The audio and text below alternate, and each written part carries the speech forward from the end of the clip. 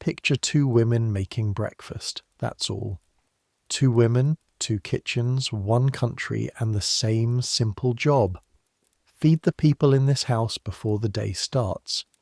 The first woman is standing in the dark in western Massachusetts in 1776.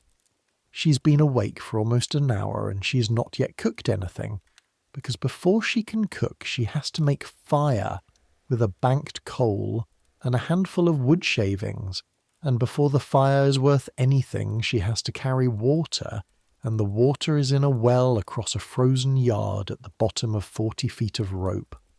Her arms already ache, and the sun is not up. Breakfast is at least an hour away, and she made every part of it herself. Grew it, ground it, salted it, brewed it.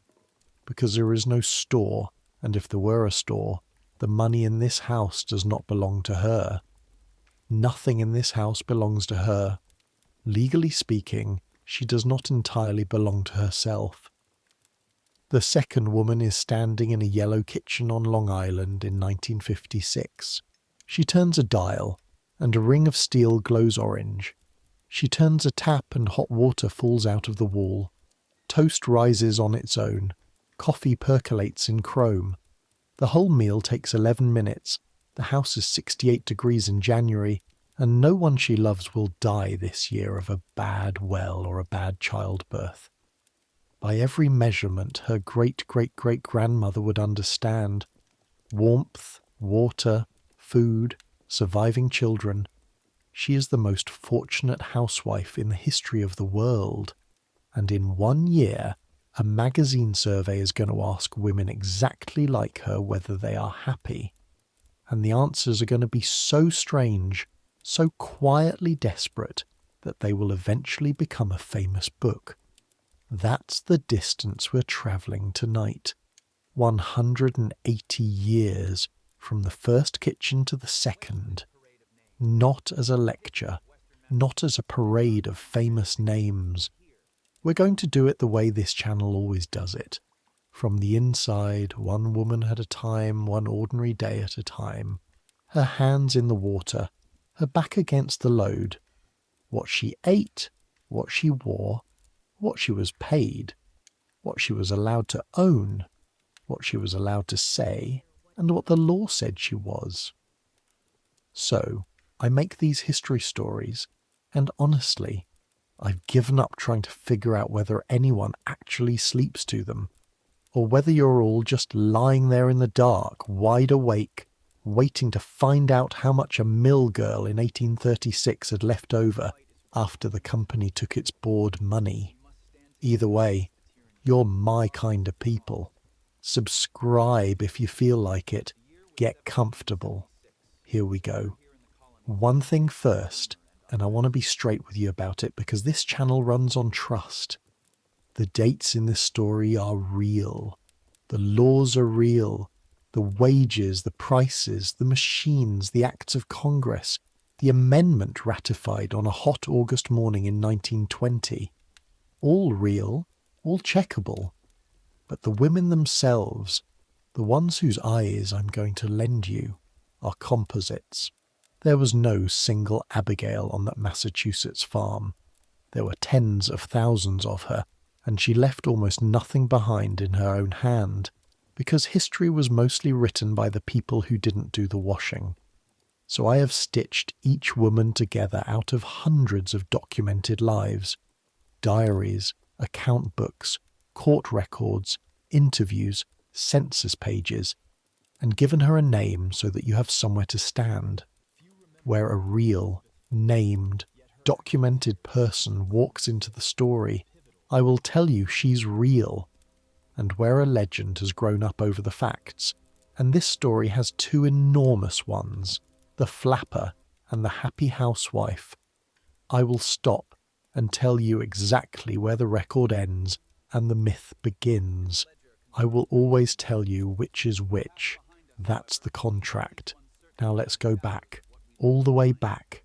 It is May of 1776, in the hill country of western Massachusetts, and you are awake before light because your feet are cold, and the rope bed has sagged you and your husband into the same hollow, the way it does every night.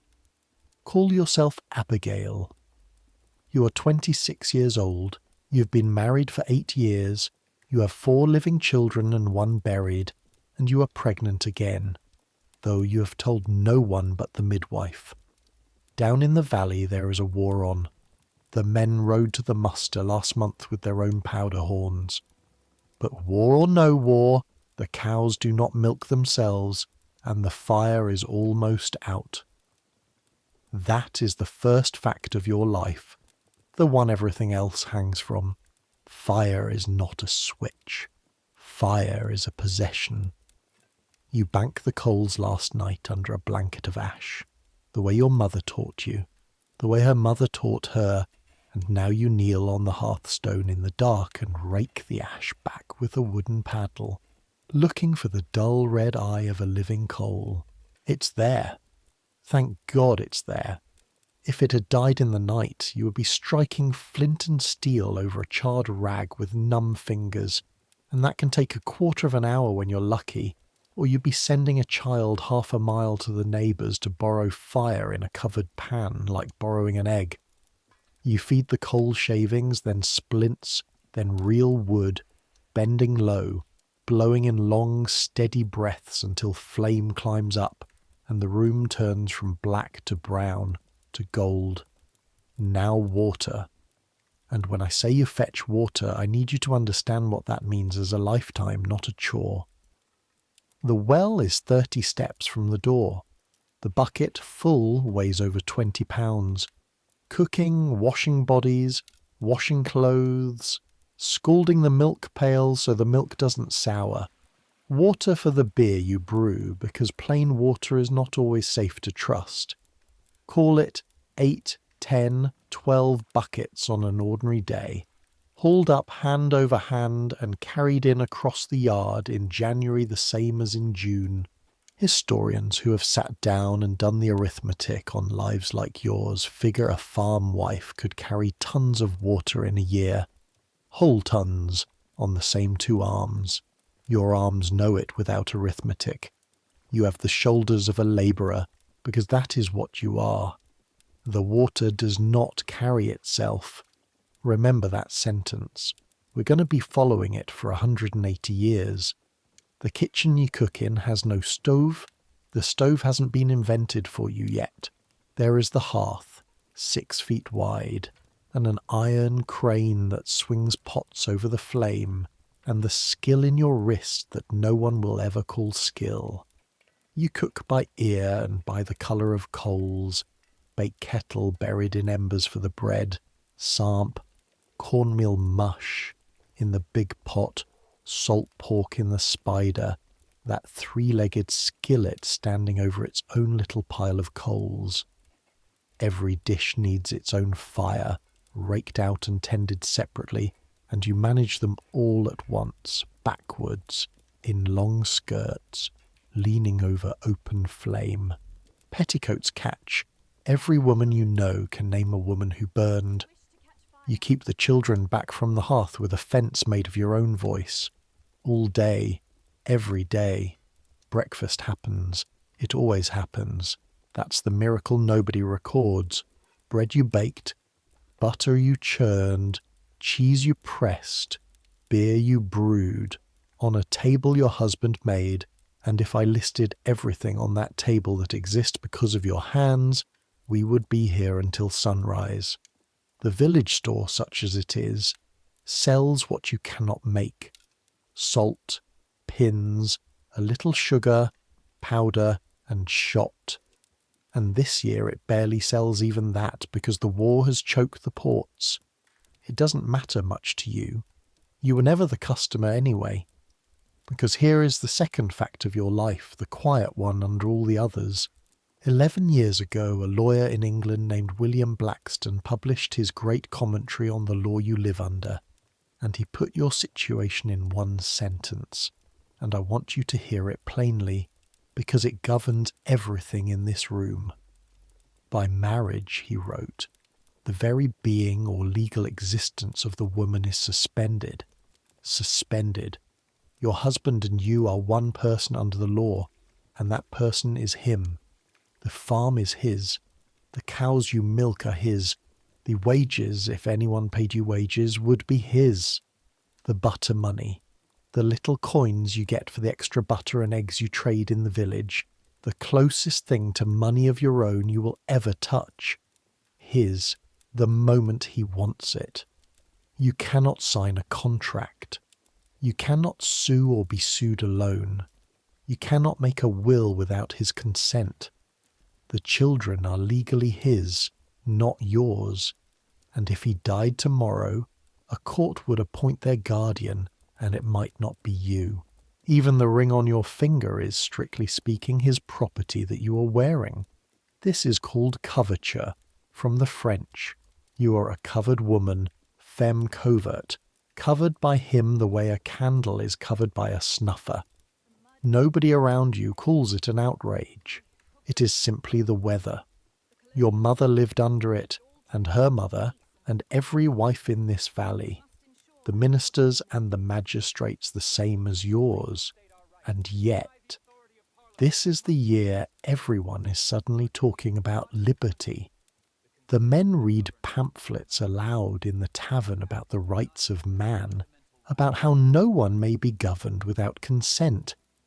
In March, this is real, you can go and read it, a woman in Braintree named Abigail Adams, wife of a delegate to the Congress in Philadelphia, sat down and wrote her husband a letter asking him, while they were inventing this new country, to remember the ladies and be more generous to them than their ancestors had been. All men would be tyrants if they could, she wrote. Her husband, John Adams, who will be president one day, has wrote back, and he laughed at her. As to your extraordinary code of laws, he wrote, I cannot but laugh. The letter survives, the laugh survives, and the new country, when it comes, will keep coverture exactly as it found it. You don't know about that letter. You're shelling last year's dried beans while your oldest daughter, who is 7, walks back and forth at the great spinning wheel, 3 steps forward to draw the thread, 3 steps back to wind it, hour after hour. A good day's spinning is miles of walking that goes nowhere. She's learning, the way you learned, because since the boycotts began, homespun cloth is politics. The gentlemen call it virtue when the ladies spin. It is the same work your grandmother did before it was virtue, and it will be the same work after. But this year, for once, somebody is watching, and there are spinning bees on the green where 40 women together are cheered like militia. It's the closest thing to a public life you will ever be offered. Patriotism you can do without leaving the kitchen. Afternoon, the garden, the calf, soap from saved fat and lye dripped through ashes, candles from tallow, because when the light dies, the day dies, and light is one more thing you make yourself. Supper, washing up, banking the fire down again under its ash blanket like putting the house itself to bed, and then the 1 hour that is almost yours, mending by the last candle, the baby you're carrying making itself known, and you do the arithmetic every woman in this valley does. 7 births, 8, is an ordinary married lifetime here. Each one is a passage no one can promise you'll survive. The midwife is skilled, and your neighbours will pack the room and see you through, and still, every woman praying over a labouring bed has helped bury someone's mother. You have made your peace with the odds the way sailors make peace with the sea, because the sea is simply there. The candle gutters. You snuff it to save the inch that's left. In the dark, the last thing you hear is the house ticking as the chimney cools, holding the fire you keep alive at its heart, one banked coal, every single night, world without end. Hold that picture. The wheel, the well, the covered woman by the covered fire. Now let the years turn. The war won. the Constitution written with no woman in it, the new century arriving, and let the road carry you south into the part of this story that America likes least to look at, which is exactly why we're going to look. It is September of 1829 in the Black Belt of Alabama, and the horn wakes you while the stars are still out. Not a bell, a horn blown from the yard before first light, and your body is up and moving before your mind has finished surfacing, 'cause in the quarters, being last out the door is a thing that gets noticed, and being noticed is the thing you've spent your whole life learning not to be. Call yourself Rachel. You're about 30 years old. About, because no one wrote your birth down, and the only record of your existence is a line in a planter's ledger between a mule and a wagon with a price next to your name. You were born in Virginia. 9 years ago you were sold south, down the long roads with a coffle, into this new cotton country the speculators cleared, and you have not seen your mother since, and you do not know if she is alive. You carry her face with you the way other people carry a paper. I told you at the start of this story that I would lend you the eyes of composite women, and I told you I'd be honest about what's documented. So let me be exact here, because this chapter deserves exactness more than any other. Everything you are about to live through this day comes out of the records, planters' own account books, travellers' journals, and above all the testimony of formerly enslaved people themselves. Hundreds of interviews taken down in the 1930s from the last living witnesses, women in their 80s and 90s describing their mothers' days and their own childhoods. The horn before dawn, the weighing of the cotton, the peck of cornmeal, none of it is invented.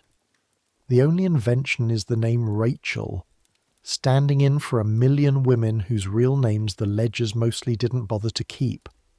This is picking season, so the day is cotton from dark to dark. You are a full hand. That is your classification, written in the book.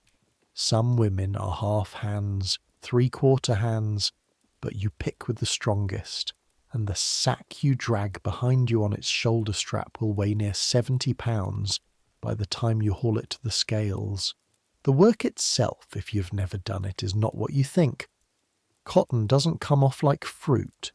Each boll sits in a dried husk with points like thorns, and you strip the fibre out with a twisting snatch of the fingers, thousands of times, tens of thousands of times, until the cracks along your thumbs open and the fine ends of your fingers wear smooth and raw at once. Rose, 1/4 mile long. Sun that stands on your neck like a hand.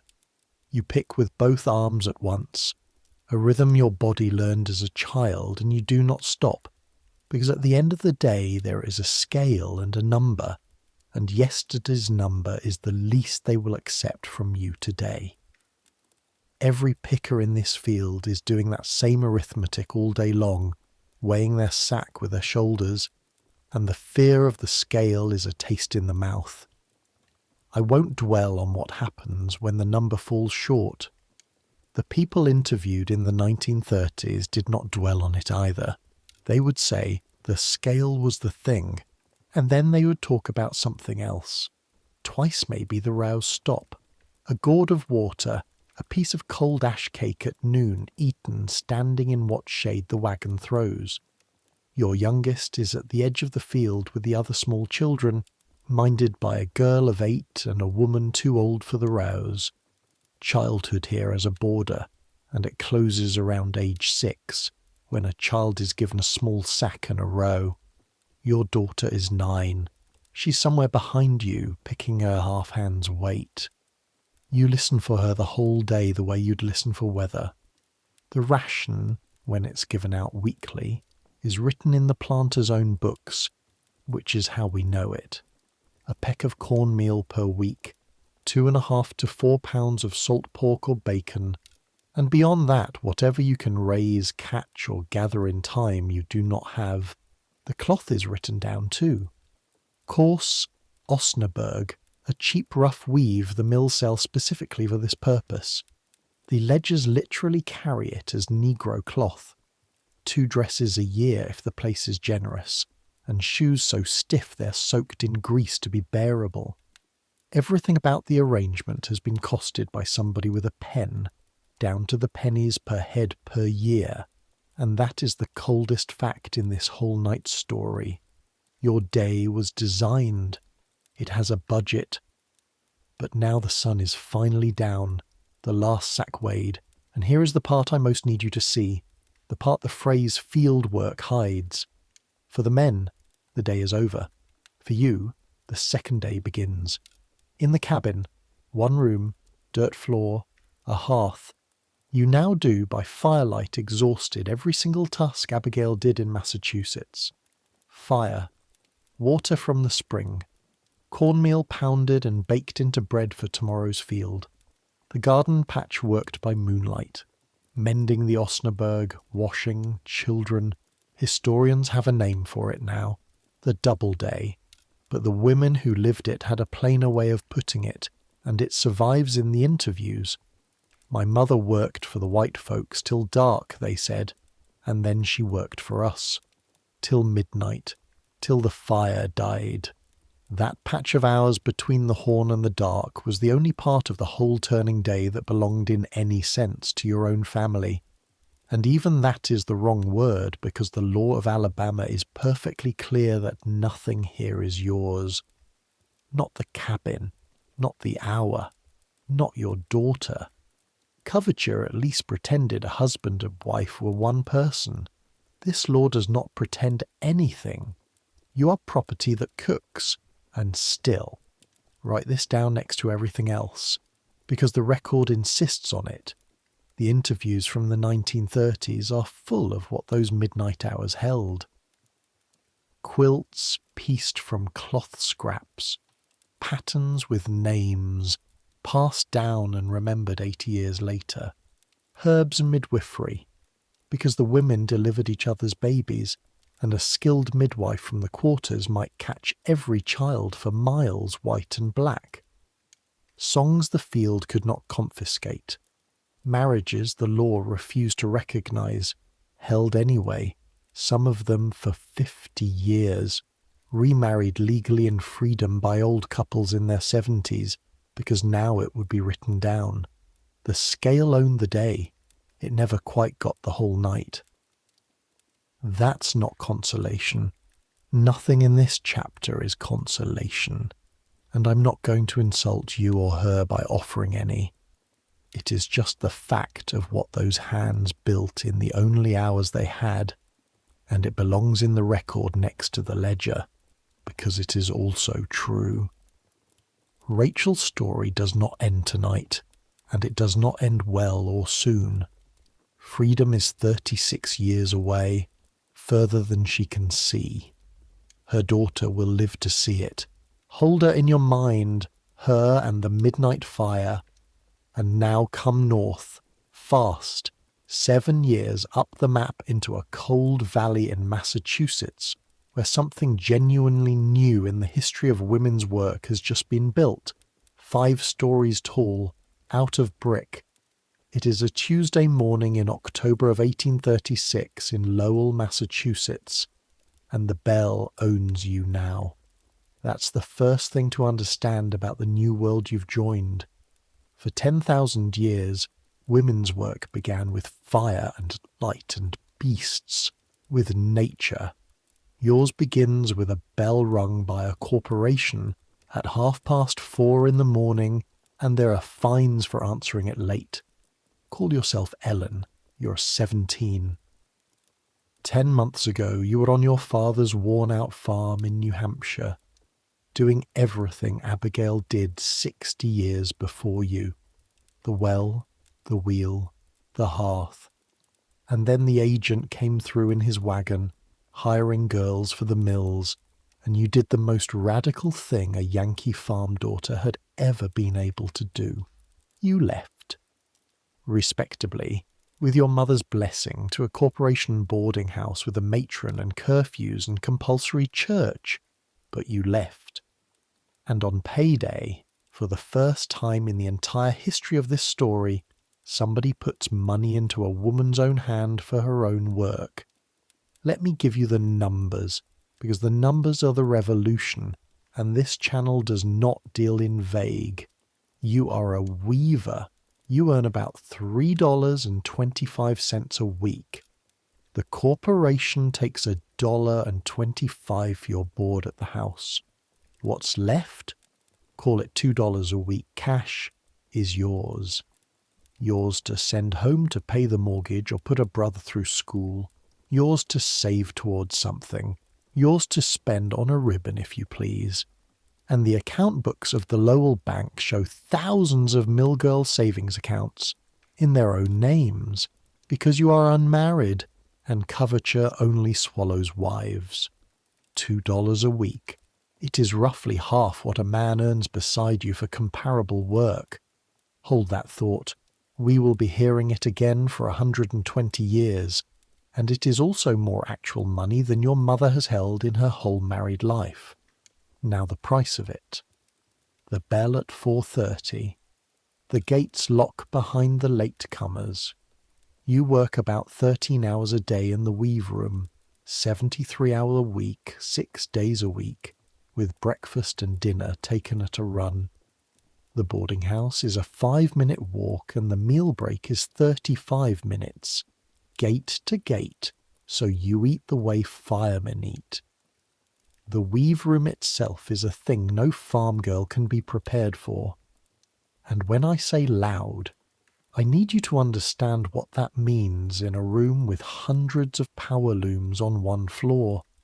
It means a roar you feel in your teeth, so total that the weavers learn to read lips, and old millwomen are deaf at 50. The windows are nailed shut, because humid air keeps the cotton threads from snapping, so the room is a steam bath fogged with cotton lint, which you breathe all day for years. The doctors will eventually have names where that does. The overseer walks the rows. You tend your looms standing all 13 hours, watching for a snapped thread, because a flaw woven in comes out of your pay. The machinery is belt-driven from shafts overhead, entirely unfenced, and it does not care about hair or aprons or hands. Every girl in this room knows a story. You keep your hair pinned tight, and yet the boarding house, at night, would astonish you. 25, 30 girls to a house, 2 to 6 to a room, sleeping 2 to a bed like sisters, and on the tables, books, magazines. The girls run reading circles and improvement societies. Some walk to evening lectures. A few years from now, the operatives will be writing and publishing their own magazine, the Lowell offering poems and essays by factory girls, and visitors will come from Europe. Charles Dickens will come in 1842 and write it up amazed, to see the famous literary mill girls of America. The corporation loves this, advertises it, because respectability is what lets fathers send their daughters. Never mind that the same corporation nails the window shut. Both things are true at once. That's this whole story in one building. But here's why I put you in October of 1836 specifically. This month, the corporations, cotton prices being soft and profits wanting protection, have announced they're raising the price of board in the company houses. Same wages, higher board, a pay cut of 12.5% or so, dressed up in landlord's clothes, and the mill girls of Lowell, these respectable, deferential daughters of New England, between 1,000 and 2,000 of them, walk out. They call it turning out. Girls march out of the mills in procession, room after room. They hold meetings. They pledge not to return until the increase is dropped. They sing, and one of the songs survives. Oh, I cannot be a slave. I will not be a slave. This actually happened, October 1836, and one of its smallest details is the best documented because she grew up to write a memoir. In one spinning room, the grown women hesitated at the door, each waiting for another to go first, and an 11-year-old doffer girl named Harriet Hanson, real name, real girl, got tired of waiting, declared she was turning out whether anyone followed or not, and marched, and the whole room fell in behind her. She wrote, 60 years later, that no victory of her life ever made her prouder than the sight of that line behind her. The 1836 turnout, unlike the one 2 years before, largely works. The boarding increase is mostly given up. It is one of the first strikes by women in American history, and it was run by teenagers with savings accounts. You were in that procession, Ellen, somewhere in the middle of it, heart going like a loom, singing with the rest and hardly believing your own voice. Nothing about you was ever supposed to be public, not your work, not your wages, and certainly not your grievances. Your grandmother's politics was spinning in her own kitchen while men praised her virtue. Yours, this cold October morning, is 2,000 women in the street saying no, out loud, in daylight, and the mills standing silent behind you, because it turns out that when the hands stop, everything stops. Hold that sound, women's voices, outdoors, refusing. It will go quiet again for a while. It always does. The mills will slide toward harder years. The Yankee girls will drift home or west, and Irish famine families will take their looms at worse pay. But the door Ellen walked through doesn't quite close again. Now turn west with half the country onto a road 2,000 miles long, where the next woman is walking beside a wagon she will walk beside for 5 months straight. It is June of 1852, on the Platte River Road in what will someday be Nebraska, and you have been walking since Missouri. Call yourself Martha. You're 28, from Illinois, and 2 months ago your husband sold the farm, his to sell. You found out the price when the neighbours did, loaded a wagon with flour, bacon, beans, and everything you own, and pointed it at Oregon. You did not vote on this. Women's diaries from the road say so over and over in the same flat words. My husband has the Oregon fever. I said goodbye to my mother knowing I will not see her face again. That last part is not a figure of speech. There is no road back that you will ever afford to take twice. This is the biggest year the trail will ever have. 1852, the flood tide, tens of thousands of people strung along this river in a line of wagons that never ends, and you can chart their passage without a map, because the road this summer is marked by 2 things, the litter of abandoned furniture and the graves. Cholera came up the river with the crowds, and cholera is a thing that takes a healthy man at breakfast and buries him at supper. The trains ahead of you carve names into wagon boards and lay them over mounds. Some days you pass a dozen. The diaries, real ones, dozens survive. Count them the way farmers count fences. You learn to read the fresh ones from the old ones. You learn not to say anything when your children ask.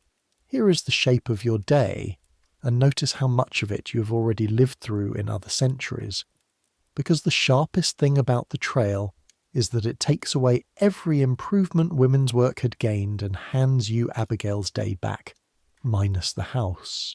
You're up before 4 in the dark and the wind to start a fire.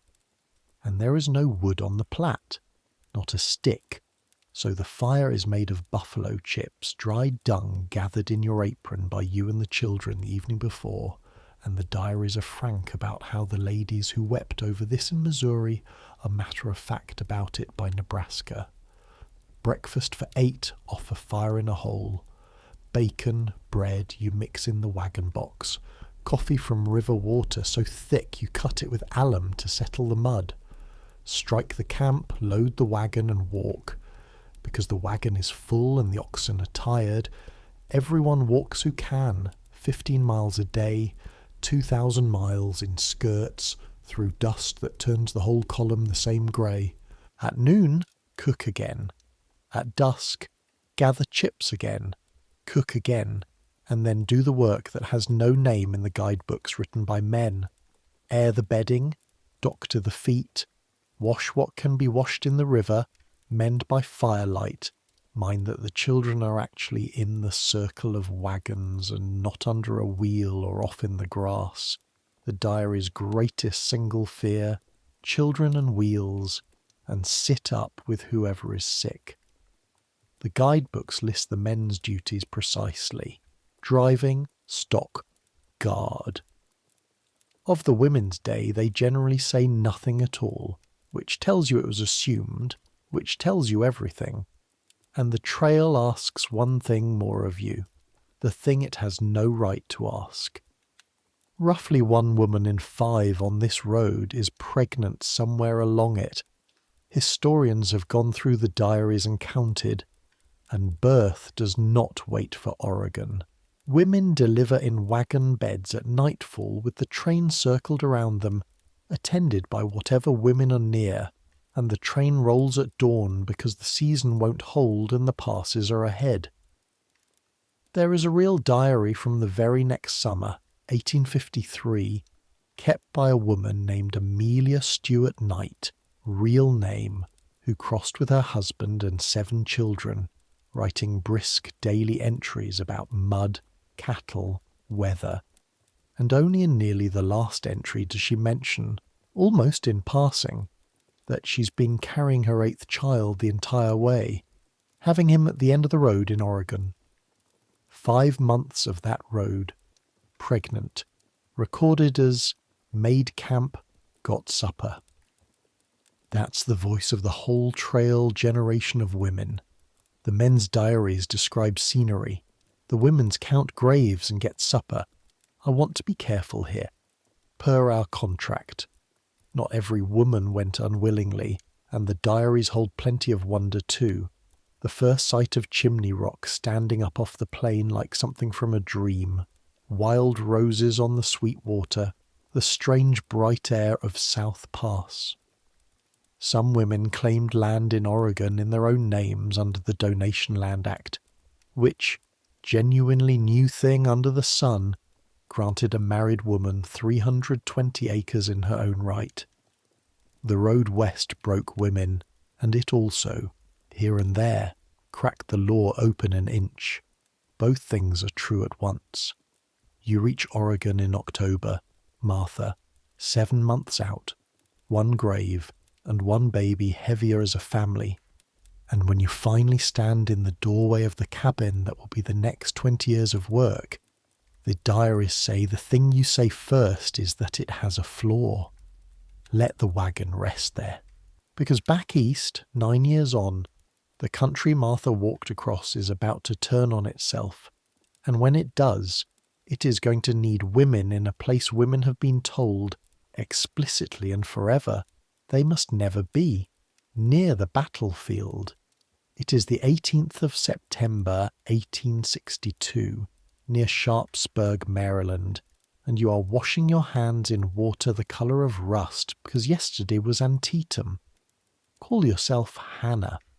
You are 34, a minister's widow from Pennsylvania, and you are one of the volunteer nurses who came down with the supply wagons. One of the thousands of northern women who, over this war, will do something American women have never done in an organised way before. Nurse strange men in public for the government, some of them for pay. Yesterday, a few miles from where you're standing, the Army of the Potomac and the Army of Northern Virginia met along Antietam Creek, and in 12 hours produced about 23,000 killed, wounded, and missing. To this day, the bloodiest single day in American history. Today, every barn, church, corn crib, and farmhouse kitchen for miles is a hospital, and there are not enough hands, and so nobody's asking anymore whether it is proper for you to be here. They asked at the start. Understand what the objection was. respectable women did not tend the bodies of men who were not their kin. Nursing soldiers meant blood, filth, nakedness, delirium. The argument was that it would degrade you.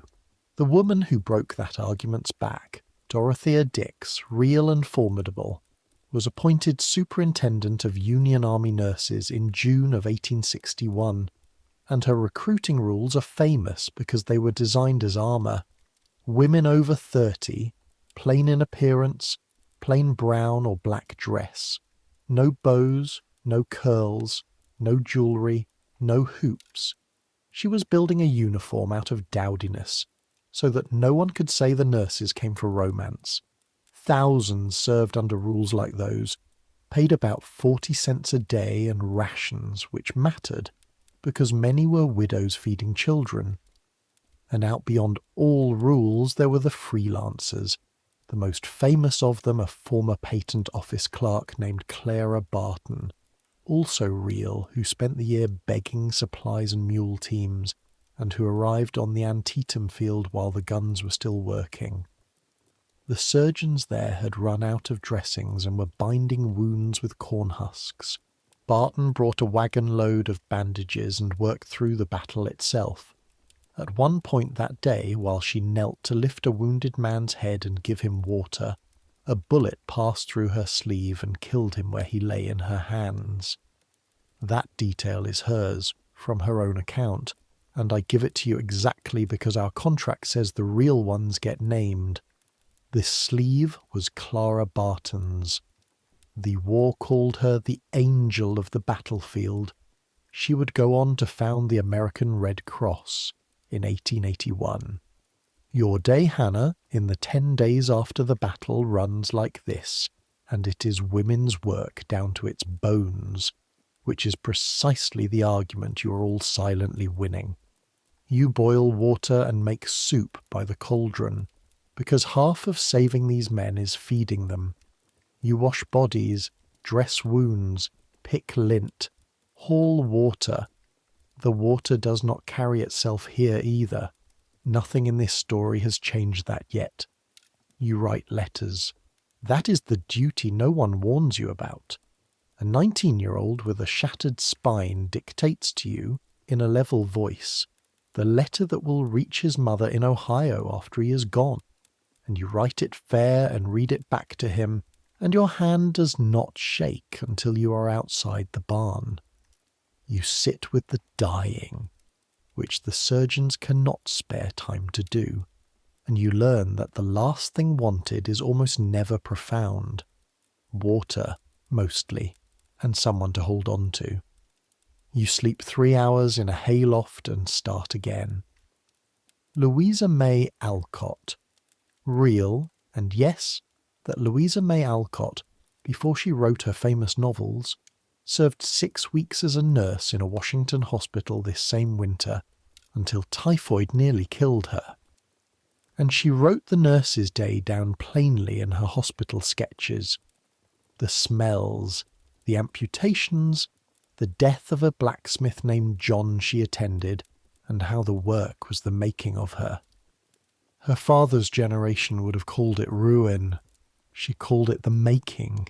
And behind you, the home front, where this war has quietly handed women the keys to everything. With the men gone, northern farm women are running harvests. Southern white women are running plantations and for the first time doing their own washing and discovering exactly what it was their bondswomen's days contained. Government girls, a brand new species, are clerking in the Treasury in Washington, cutting currency sheets for salaries no woman has ever been paid before. And enslaved women by the thousands are walking off plantations toward Union lines, carrying children and bundles filing into the contraband camps, free by their own feet before any proclamation confirms it. When the war ends in 1865 and the 13th Amendment ends slavery in law that December, Rachel's daughter, remember her, the 9-year-old with the half-hand sack, 66 years old now if she lived, can finally register a marriage, claim her own name in a record book, and refuse to be parted from her grandchildren. What she cannot yet do anywhere in America is vote. Neither can Hannah, neither can any woman in this chapter, and by now maybe you've noticed the pattern. The country keeps borrowing women for its emergencies, its boycotts, its mills, its wars, and returning them when the emergency ends to exactly where they were kept before. Keep that pattern in your hand. It is going to happen twice more before this story is done, and the second time, the women are going to keep the receipt.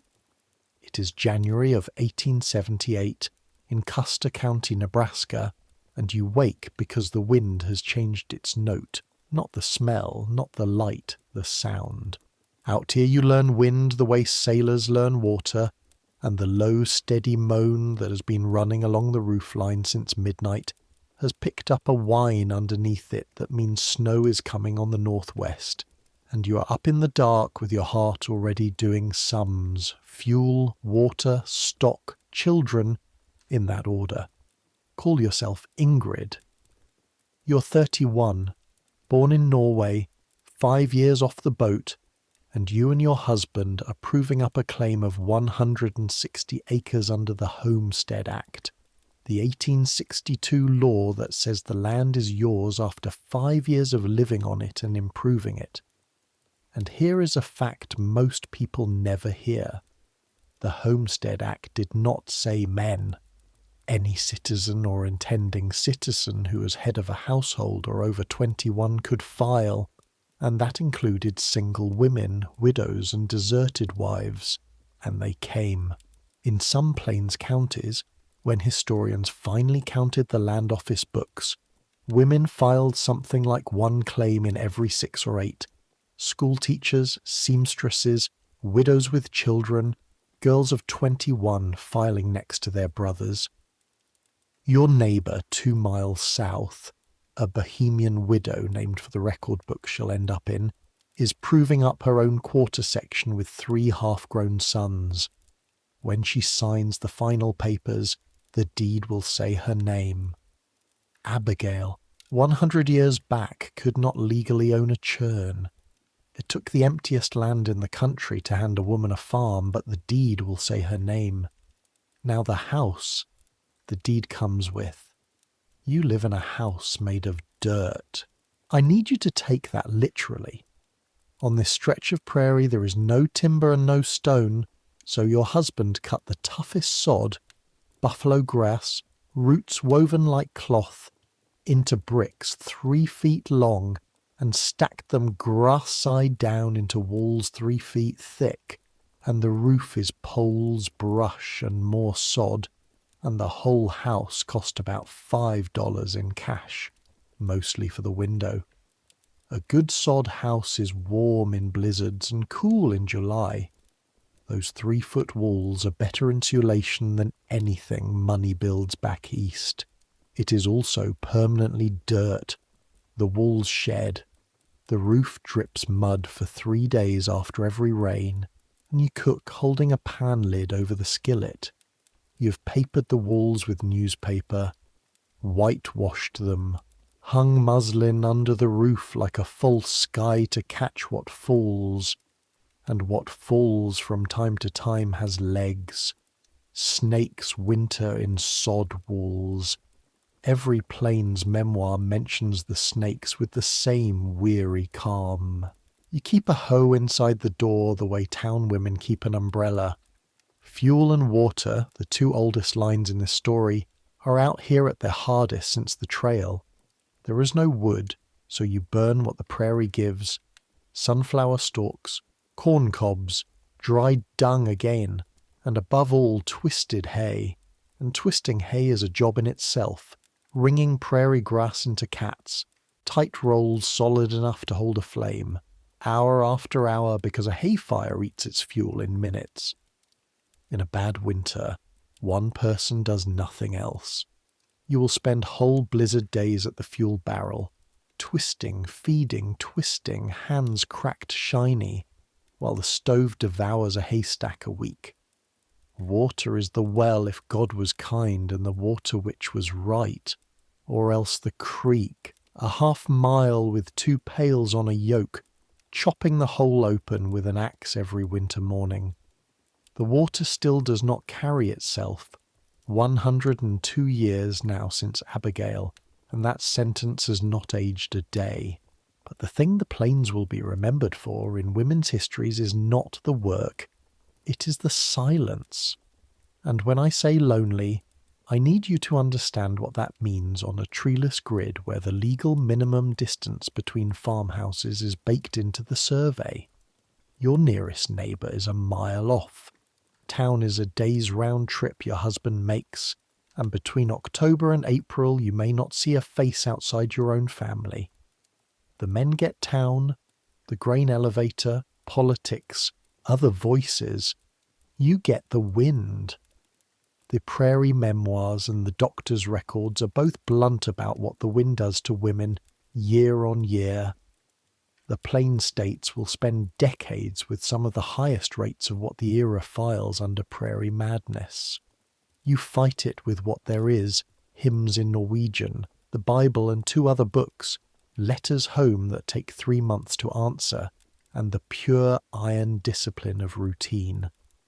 Monday wash, Tuesday iron, Wednesday churn. The routine is a wall you build against the horizon, brick by brick, and it mostly holds, mostly.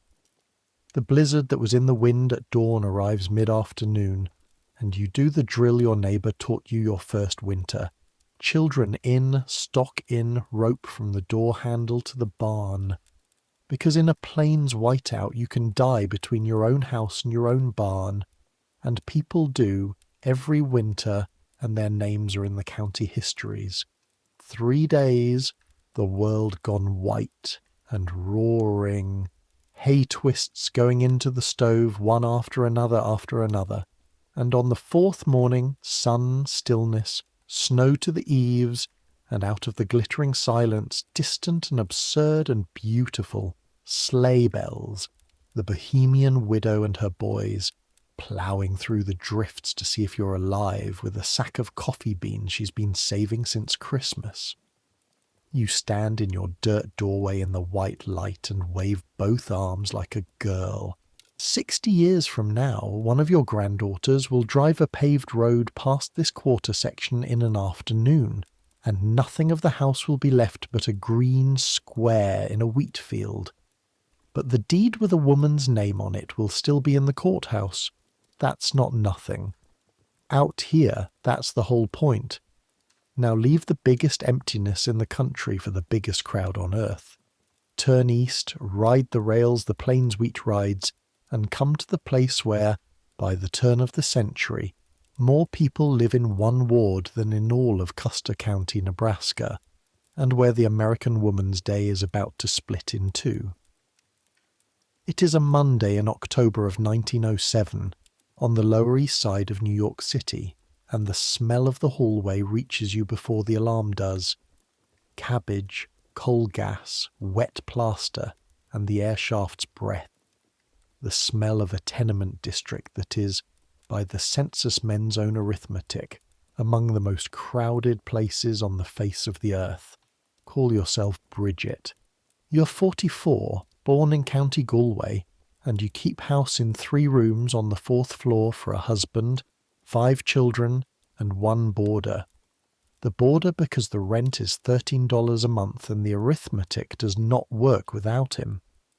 And it is Monday, which has meant one thing to American women for generations. Monday is wash day. They call it Blue Monday, and the name is not decoration. Let me lay out the day in numbers, because this is maybe the single most documented piece of drudgery in this whole story. The reformers measured it, the settlement workers measured it, the government measured it, all trying to say out loud what women already knew in their shoulders. A family wash for 8 people needs on the order of 50 gallons of water. Your water is a tap in the hall, shared along the floor. An improvement, believe it or not. The building before this one had it in the yard, 5 flights down. 50 gallons is 400 pounds of water, carried in pails, heated on a coal stove that you must first feed and rake, in a kitchen that this same stove turns tropical. Then soak, soap, and rub every piece on the washboard with sal soda till your knuckles bleed white. Boil the whites in the copper, poking them like a stew. Lift the scalding mass out on a stick. Rinse twice, which means more pails. Blue them so they don't yellow. Starch what wants starching. Wring everything by hand or crank it through the mangle and haul the wet wash. Wet cotton for 8 ways more than a grown child. Up to the roof or out the window to the lines, pinning it against the soot that will make you do it again if the wind turns. Then empty every tub, pail by pail, down the hall sink. Government studies of household labour in these years put washing at the head of every list of hated work. And one 19th century estimate, this is the one to keep, figured a housewife without plumbing walked 148 miles a year and carried 36 tons of water. 36 tons, that is Abigail's well still, in the middle of the electric city. Tomorrow, still aching, you iron, sad irons, 6 to 8 pounds apiece, heated in relays on the same stove, and sadiron is exactly the right name. This is why, in every memoir of tenement childhood, Monday supper is cold leftovers, and Monday mothers are spoken of in the tone reserved for weather. Your daughter's Monday is different, and the difference is the hinge of this chapter. Rose is 19, American-born, and at 7:30 she pins her hat, picks up her gloves, and rides the L downtown to an office where she's a typewriter. That's the job title. The word means the girl as well as the machine, at $7 a week. Consider what has happened in one generation. When you, Bridget, landed in 1885, there was for a girl like you exactly one respectable trade. Service. You spent 9 years as a maid-of-all-work in a brownstone uptown. Up at 6, in a cap and apron that marked you like a uniform, hauling coal scuttles and other people's wash. One afternoon off a week, your name changed to Mary because the mistress found Bridget too Irish, sleeping in a cell off the kitchen, on call around the clock. Service paid better than the mills, $3.50 a week and found, and every American-born girl fled it anyway the moment anything else opened, because it wasn't the work, it was the bell. The bell in the kitchen that could ring you up the back stairs at any hour, the cap, the Mary. What the census shows decade after decade is domestic service as the single biggest women's occupation in America. Over 1.5 million women by 1900, staffed ever more completely by the 2 groups given no other door.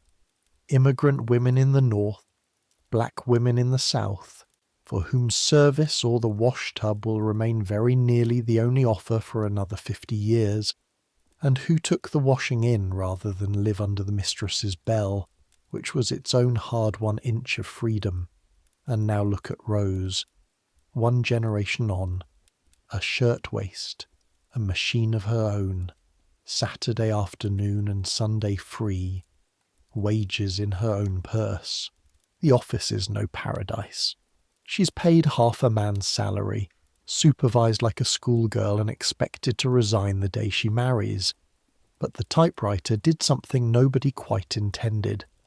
It created in 20 years a vast new class of respectable indoor work for unmarried women, and by 1910 the census takers will find that women are more than 3/4 of the country's typists and stenographers, plus nearly all its telephone operators, the hello girls, plus swelling armies of shop clerks and school teachers.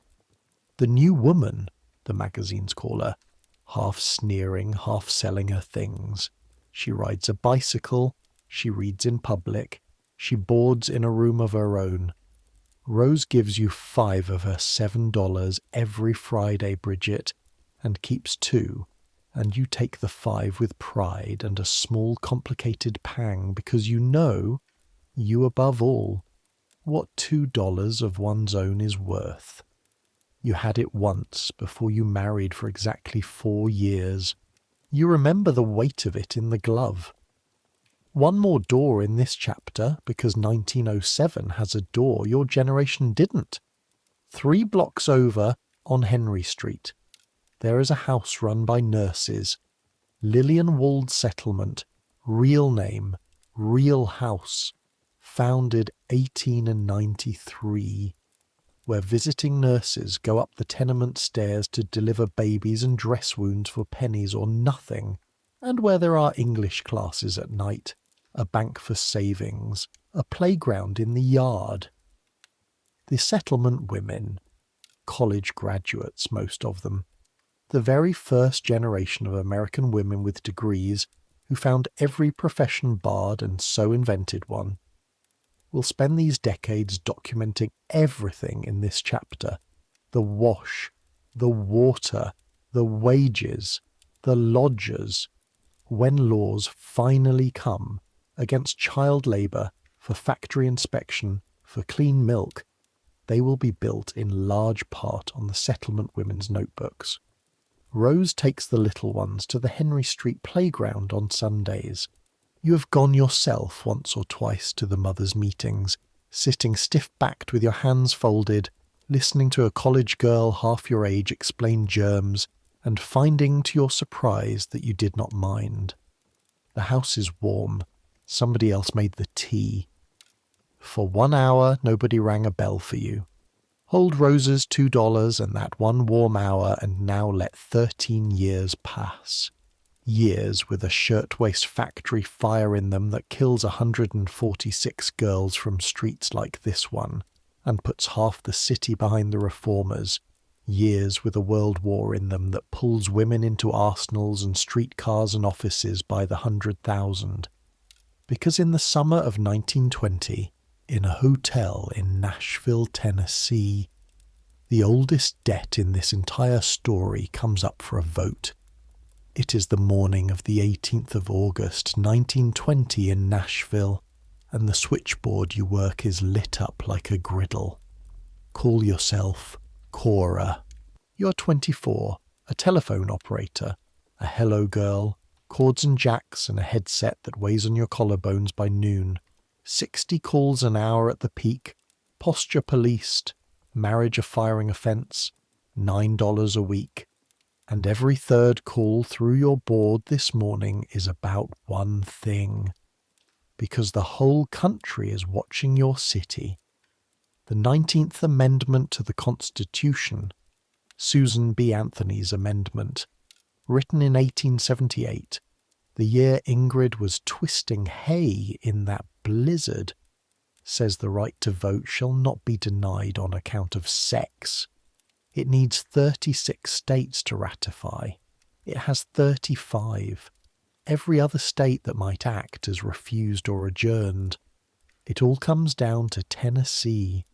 This week, this morning, in a state house a few blocks from your switchboard, and everyone on both sides has been living for a month in the Hermitage Hotel, which the newspapers are calling the scene of the War of the Roses, where a yellow rose, you're for the amendment, a red rose, against.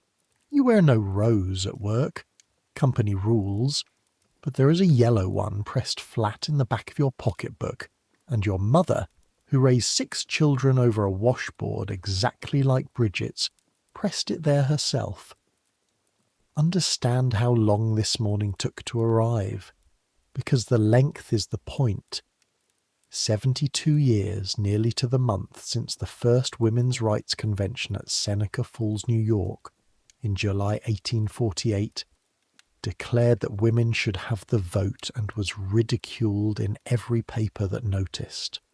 The women who started this fight, Elizabeth Cady Stanton and Lucretia Mott, are all dead. Susan B. Anthony, who was arrested and fined in 1872 for casting a ballot and told the judge she would never pay a dollar of it, died in 1906, 14 years too soon. A movement does not usually get to bury 3 full generations of its leaders before it wins. This one did, and the last generation had to picket the White House through a war, stand silent at the gates with banners, get arrested, go on hunger strike, and be fed by force. 1917, the Occoquan workhouse, documented night by night, for the crime of quoting the president's own words about democracy back at him. And this morning it nearly dies at the wire. The Tennessee senators passed it. The House is the wall. The count keeps coming out a tie, 48 to 48. A tie means defeat. On the floor stands the youngest member of the legislature, a 24-year-old named Harry T. Byrne, your exact age, from the mountain country, with a red rose in his lapel. His district is against. His seat is up in November, and in his breast pocket, this is documented, the letter itself survives, is a note from his mother, a widow named Feb Byrne who runs a farm and reads 3 newspapers, and wrote to her son in Among the Family News plainly, "Hurrah, and vote for suffrage, and don't keep them in doubt. Be a good boy and help Mrs. Cat put the rat in ratification." The roll is called, red rose and all, in a voice the reporters describe as barely audible. Harry Byrne votes aye, 49 to 47. Pandemonium, yellow roses in the air, women sobbing in the gallery, opponents howling procedure. Asked afterward why, he says it for the record, and it's carved in marble now in more than one place. I know that a mother's advice is always safest for her boy to follow, and my mother wanted me to vote for ratification.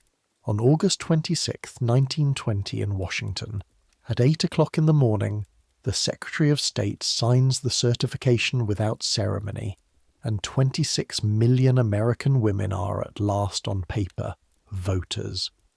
144 years, 1 month, and change since a wife in Massachusetts asked a delegate in Philadelphia to remember the ladies, and he laughed. On the 2nd of November, 1920, you and your mother walk to the polls together. She has put on her church dress. She does not say much going. At the table she gives her name loudly enough that the men at the rail turn around, and you watch a woman who has been legally invisible since the day she married write herself into a public record. Coming home, she says only that she wished her own mother had lived. Across the country, something like 1/3 of eligible women turn out that 1st November. The skeptics crow about it for years, never once asking how men would poll if voting had been a joke against them for a lifetime. And the number climbs every election after. It never goes back down. That's the receipt, kept at last. Now, before the calendar rolls on, our contract calls for a myth check, because we have arrived at the decade with the best costume in American history. The 20s, the flapper, bobbed hair, short skirts, gin, jazz. Here is what's true. Hemlines really rise, hair really gets cut, and the change is real even for women who'd never touched gin, because a 1926 dress weighs a fraction of the 1900 rig of corset, petticoats, and floor-length skirt. Walk up a tenement stair with 50 gallons of wash water in your history, and you will understand that shorter, lighter clothes were not frivolity. They were an engineering improvement. But the flapper as a way of life belonged to a thin, young, urban, moneyed slice. The documented average woman of 1925 is not dancing on a table. She is married, keeping house without plumbing more often than with it. If she works for wages, she is a maid, a mill hand, a clerk, or a teacher at half a man's pay.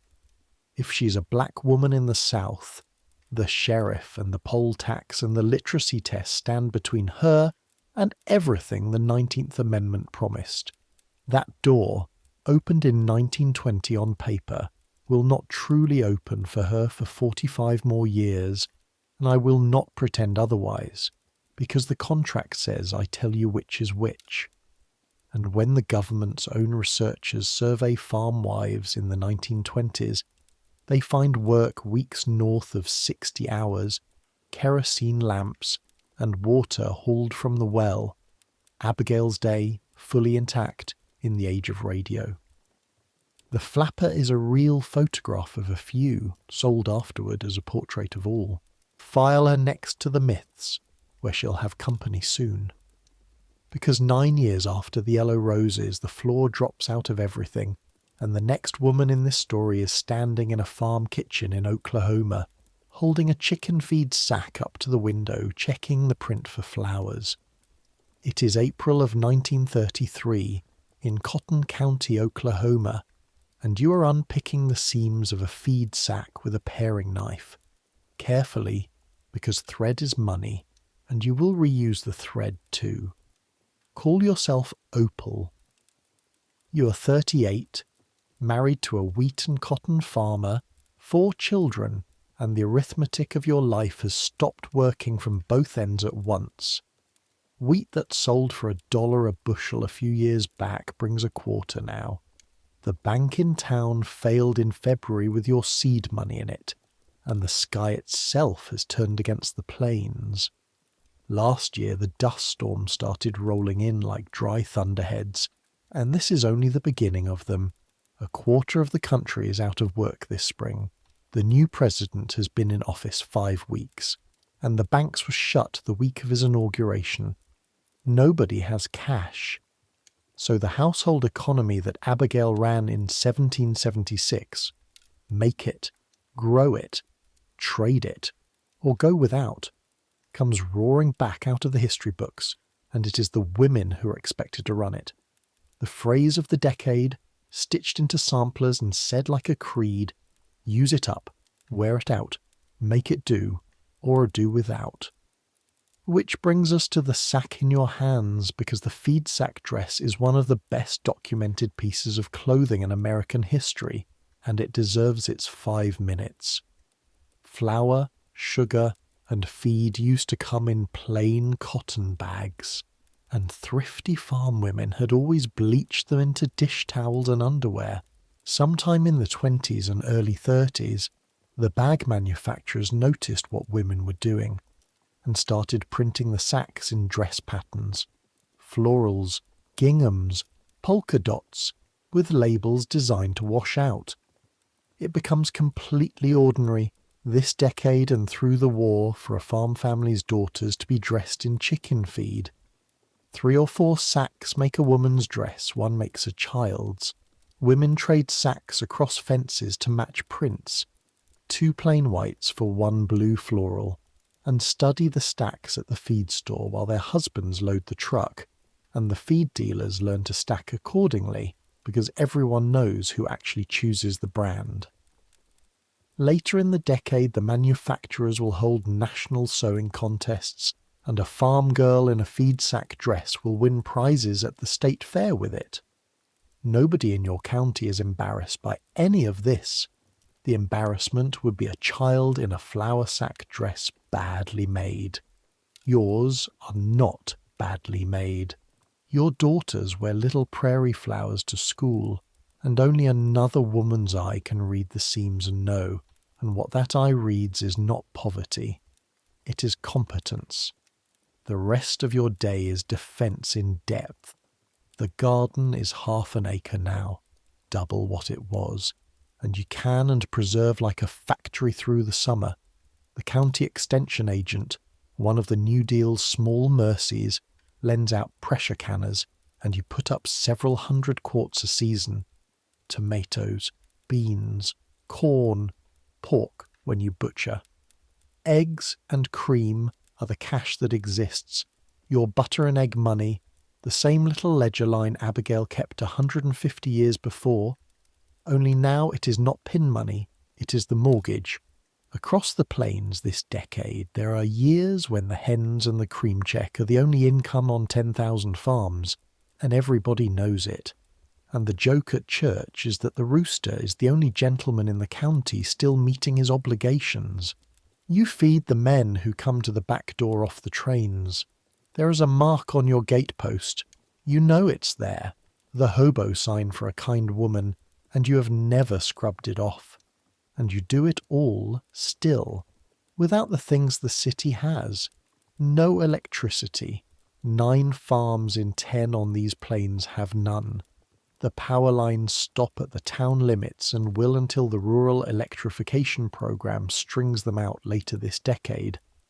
No running water, the well and the yoke and the sad irons on the wood stove. Wash on Monday exactly as your grandmother, while 80 miles away in Oklahoma City the houses have been bright and plumbed for 20 years. The Depression did not invent your workload. It just turned the lights back off on your century. Here's the strange, documented turn, the one thing 1933 gives you that it gives almost no one else in this story: standing. The whole country, suddenly, is living the way farm wives never stopped living, and the skills that magazines spent the 20s calling old-fashioned, bread, garden, needle, ledger, are now, overnight, survival. Your husband walks the dead wheat and has nothing to do with his hands. You have never had more to do with yours. Nobody says out loud that the household is standing on the woman's side of the ledger this year. It doesn't need saying. It is simply visible at every meal on every clothesline. When your oldest daughter asks you years from now how the family came through the 30s, you will say what 10,000 Plains women said, in nearly the same words, to the historians who finally asked, "We had the garden, and I could sew." Then you will change the subject the way your kind always does. The dust years will grind on, and worse than this. Some neighbours will load the truck and take the highway west, another wagon train, the same road Martha walked 80 years before, the same women doing the same arithmetic in the same wind. You'll hold. And at the end of the decade, when the rain finally comes back, something else is coming with it. A war on the far side of both oceans, and posters, and a riveting gun, and the single largest borrowing of women's hands this country has ever made. But first, before the war, and because of everything we've carried for 160 years, this story owes you one particular evening. It is a November evening in 1939 in the hill country of Texas, and you're standing in your own kitchen doorway at dusk watching the road, waiting to see whether tonight is the night. Call yourself Velma. You're 45, and I want to tell you what your arms have done, because the government wrote it down. When the Rural Electrification Administration, created in 1935, one of the New Deal agencies, sent its people out to ask why farm women aged the way they did, the surveys came back with the same figures we've been stepping over this entire story.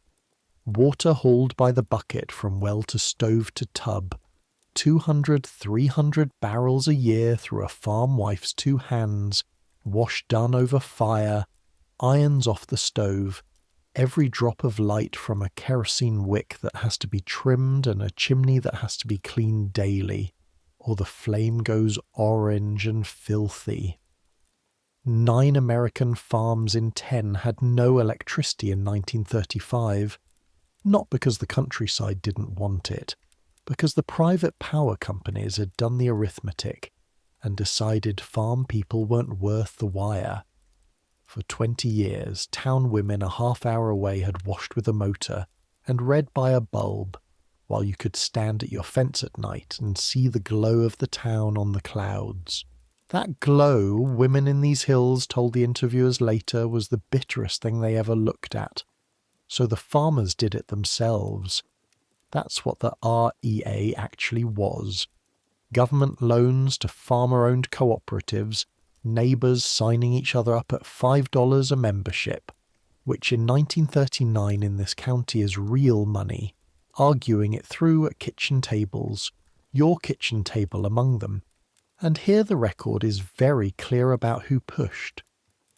The co-op organisers learned fast that the argument for the lights was not the barn, it was the kitchen. That when a husband said they'd get by as they were, it was the wife who put her $5 on the table. The men wanted it. The women had done the hauling, and there is testimony from these exact Texas hills, collected years later, of women saying it plain. I would have signed away anything. Line crews have been working up the valley all fall, setting poles through the cedar, stringing copper. Yesterday they reached your road. The co-op man said, "Any evening now." And then tonight, while you're washing supper dishes by lamplight, it happens the way it actually happened on 10,000 farms, the way old people in these hills still described it to interviewers half a century later, with their voices changing. No announcement, no ceremony. The bulb hanging bare on its cord from the kitchen ceiling simply comes on. The dishwater goes still. You call the family in, and you all stand there in the middle of the kitchen looking up at it. A 40-watt bulb, harsh, bald, unshaded, the most beautiful thing you have ever seen in your life. Your youngest reaches up and clicks the switch off and on, until you make him stop. Down the valley you can see them coming on one by one, yellow windows where there was darkness your whole life. And there are families in this county. This is documented, people told the story on themselves for decades, who first thought their house was on fire because what else in their whole experience glowed like that? One farm woman in these hills, seeing her place lit for the first time from the road, said the words that ended up in the history books, "The house is on fire," and her children laughing, "No, Mama, it's the lights." Now count what the wire actually carries, because this is the hinge of this whole night's story, the place where the oldest sentences finally break. Within a year or two, as money allows, comes the electric pump. And hear this properly. The water carries itself now. The sentence that has run from Abigail's well through Rachel's spring, Martha's river, Ingrid's creek, Bridget's hallway tap, Opal's yoke, 163 years of tonnage on women's spines, ends at a faucet in your kitchen, and the surveys afterward found exactly what you would expect. When farm families got electricity, the pump was bought before the tractor, and when the researchers asked the women what mattered most, they didn't say the radio, and they didn't say the lights. They said the water. Then, the iron, the first thing most women bought, 6 pounds of stove-hot misery replaced by a cord and a dial. Then, in time, the washing machine on the porch, and Blue Monday itself, the day that has organised women's misery since before this republic, begins, farm by farm, to dissolve into an hour of machine tending. The kerosene lamps go up to the attic. Your daughter does her schoolwork that winter at the kitchen table under the bulb, and her eyes don't water, and you stand at the sink with your hands in warm water that came out of a wall, and you feel. Women said this in so many words to the people who came asking, that some enormous silent tax, levied on every woman back out of sight of memory, has been lifted in a single evening. It will take another decade and more to finish the job nationwide. The last mule wagons of the line crews are still working the far counties after the war. But mark this evening for what it is. Not the vote, not the wages. Those were justice and hard won. This is different, humbler, bigger. The day's work itself changing its physical nature for the first time since the hearth. Every woman in the rest of this story stands in a kitchen this bulb built, Hold your hand under the faucet one more time before we go, Velma. Feel it run warm over your knuckles, the small miracle nobody in town even notices. And now look up, because on the other side of the world the armies are already moving, and the radio under your new bulb is about to start saying a word you will learn to hate and fear. Pearl Harbor. It is 2 years away. When it comes, the country is going to turn to its women one more time and say, as it always says when the house is on fire, "We need your hands." It is a Tuesday in March of 1943 in Ypsilanti, Michigan, and your shift starts at 7, so you're up at 5 in a rented room you share with another war worker, pin-curling your hair flat so the turban fits over it, because at Willow Run the turban is not fashion, it is safety equipment. A woman 2 departments over went half scalped into a drill press last year, and the plant papers made sure everybody heard. Call yourself Marge.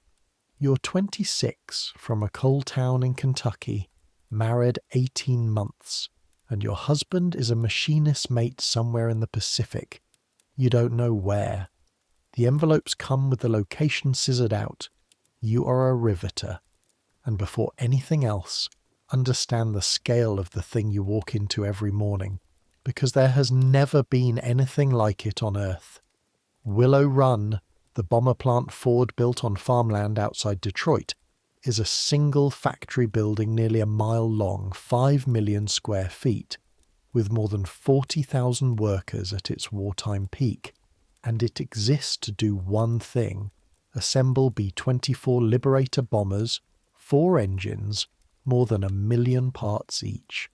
And by next year, when the lines hit full stride, it will roll out a finished bomber roughly every hour. Every hour. The war reporters call it the Grand Canyon of the mechanized world. Your mother calls it, in her letters, that place, as in I still don't know what to think about that place. Neither does the country, so it made a poster about you. You've seen her. Everybody's seen her. The girl on the We Can Do It poster with her sleeve rolled and her fist up, and the song on the radio about Rosie the Riveter, and the magazine covers. Since our contract says myths get flagged, here is the truth under the poster. About 6 million women enter the paid workforce during this war, on top of the 12 million already there. And that second number is the one the legend erases, because the first Rosies weren't housewives answering posters. They were waitresses, laundry workers, maids, and 5-and-dime girls who walked off jobs paying $15 a week into war plants paying $30 and up. That's not a poster, that's arithmetic. At Willow Run, women are roughly a third of the plant. Across all war industry, women's share of the workforce jumps by more than a third in 4 years.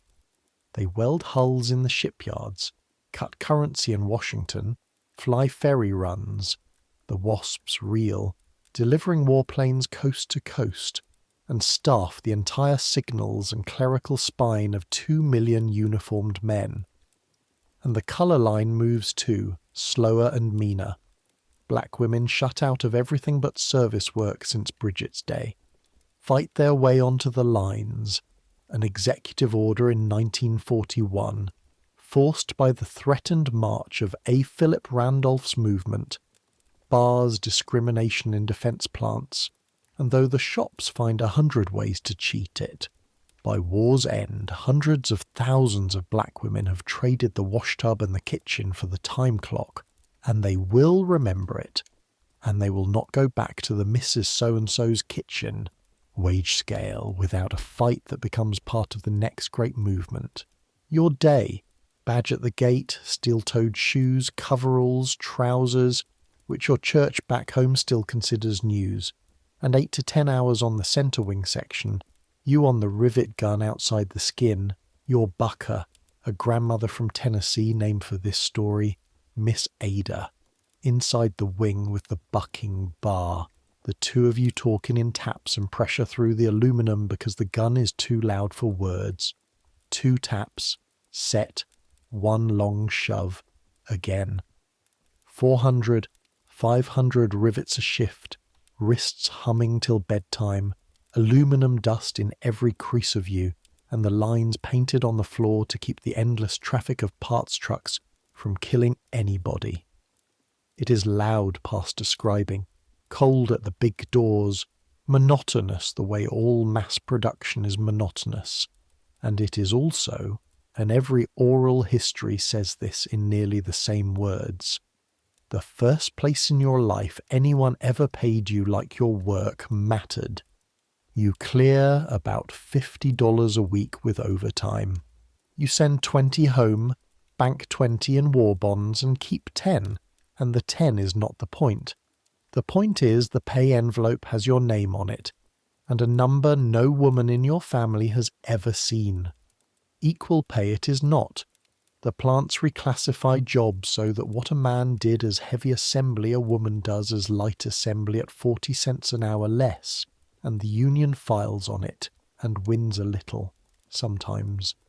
Hold that thought one more time. You'll hand it to your granddaughters. What the legend also leaves out is that your other day never stopped. The married roses with children run the double shift Rachel would recognise. 8 hours on the gun, then the queue at the grocer with a ration book. Red points for meat, blue for cans, sugar and shoes and gas all coupon metered.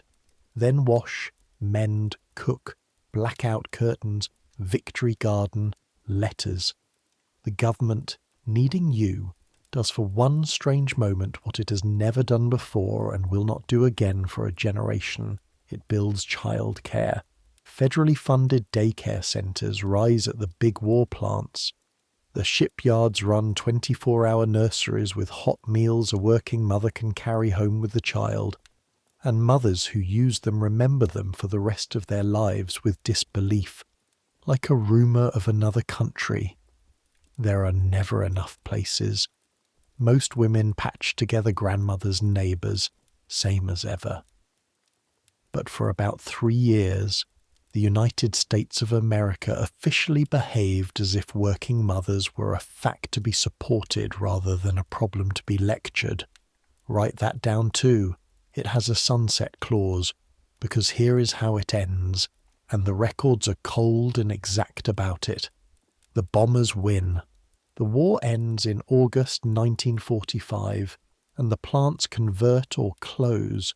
Willow Run's last B-24 rolls out in June of 45, and the returning men have a legal right to their old jobs, and the same government that begged you in comes around with new posters and newsreels about home and hearth, and the layoffs fall on women at roughly double the rate they fall on men.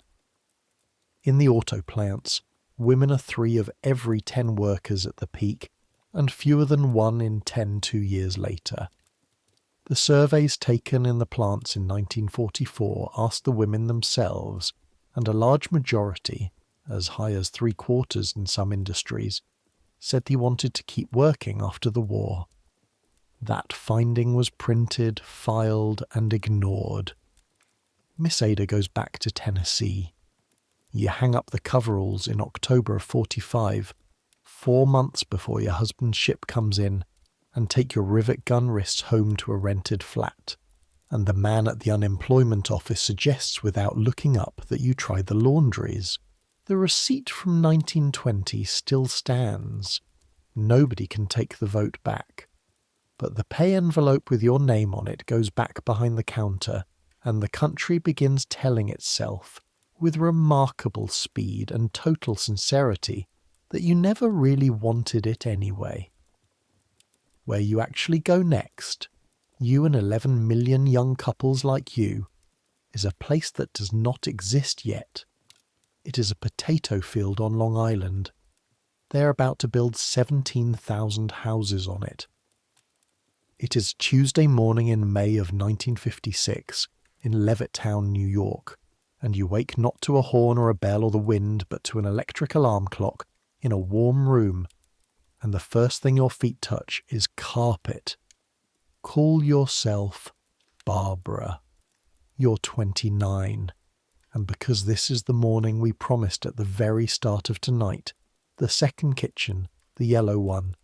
Let's walk it slowly, and let's have Abigail at your shoulder the whole way, because the truest way to see 1956 is through 1776's eyes.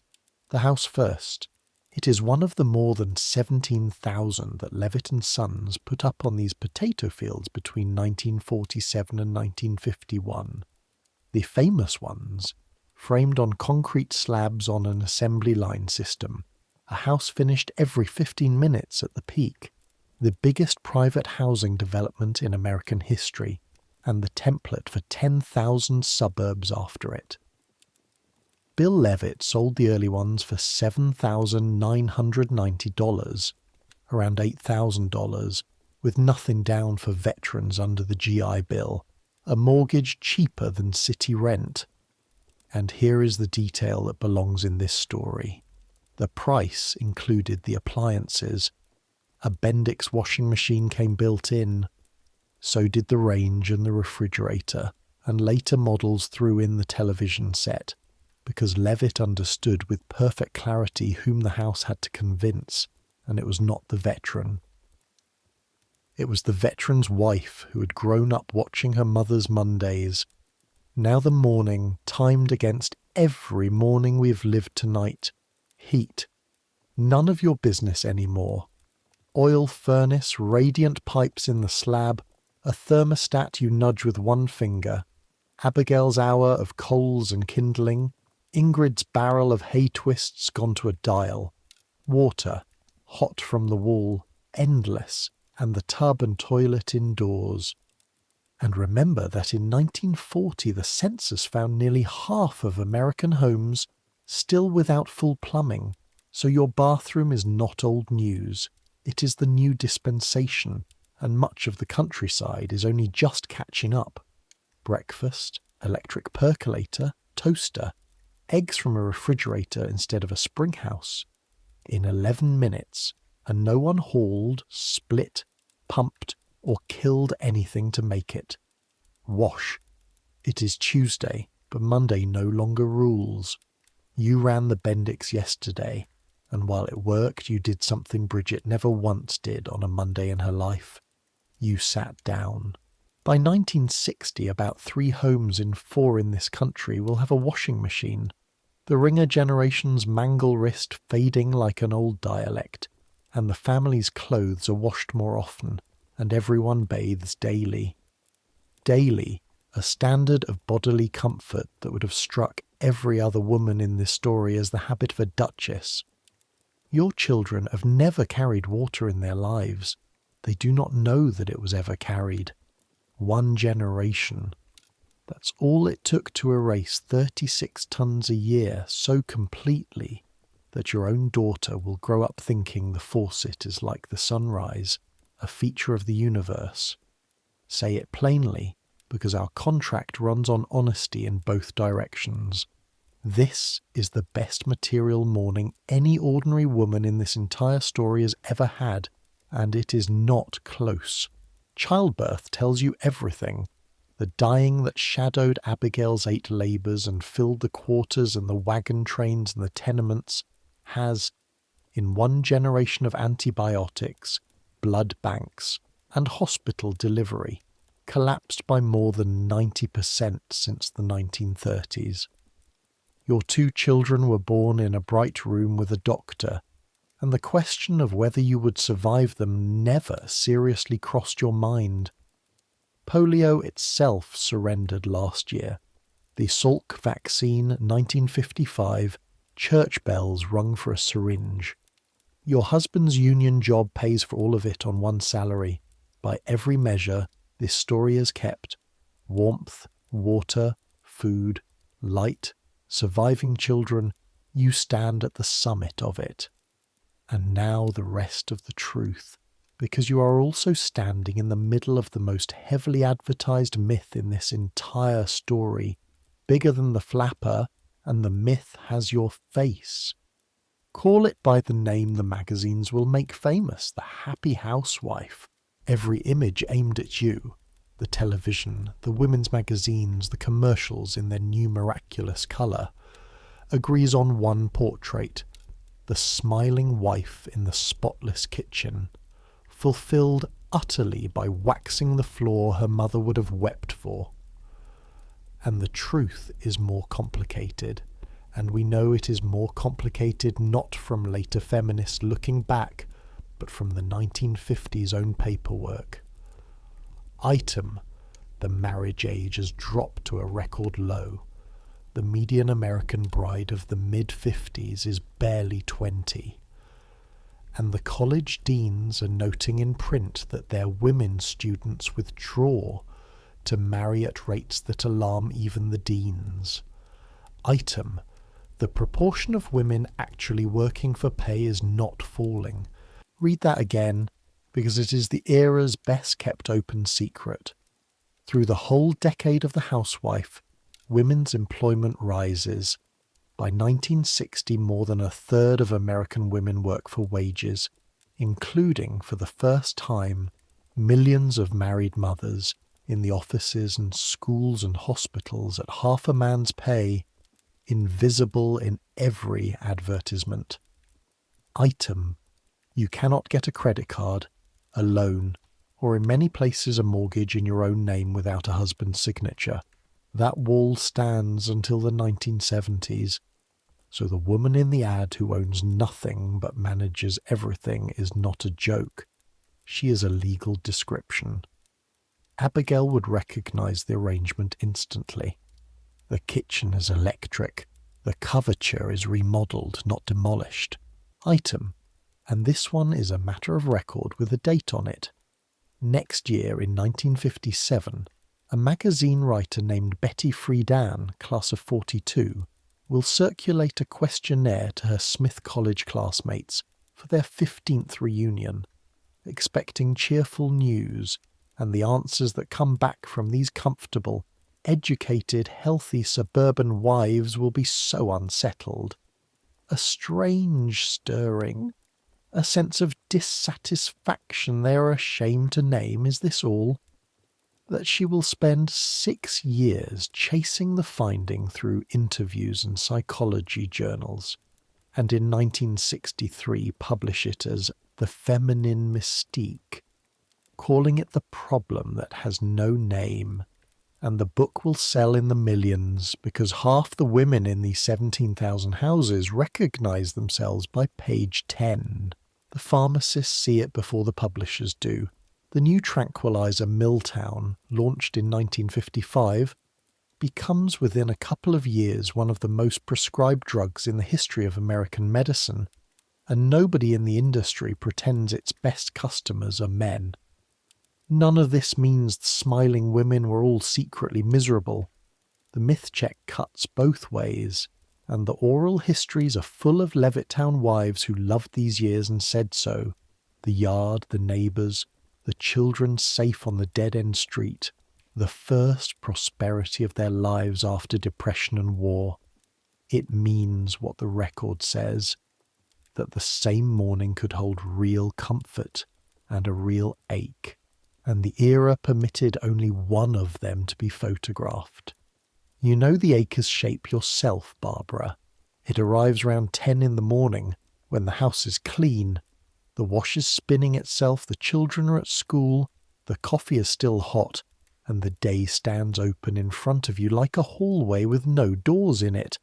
An intelligent, healthy 29-year-old woman, alone in the quietest, most comfortable room her lineage has ever occupied, wondering, with a guilt she can't explain, why the words "is this all" keep arriving uninvited. Your grandmother's problem was 36 tons of water. Yours is that nobody, including you, can say out loud what your work is for 4 hours a day, or what you are for the 40 years after the children leave. They will not seem like comparable problems.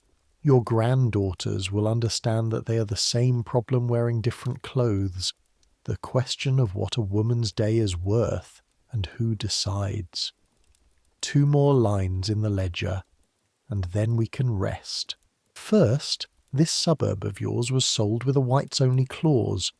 The Levitts refused for years to sell to black families, and said so openly, and the early leases said so in writing, and the federal agencies underwriting the mortgages had blessed exactly such clauses for decades, which is how the greatest wealth-building machine in American history, the post-war house, came to run right past the granddaughters of Rachel. When a black family does buy into a Levittown next year in Pennsylvania, it will take state police to hold back the mob.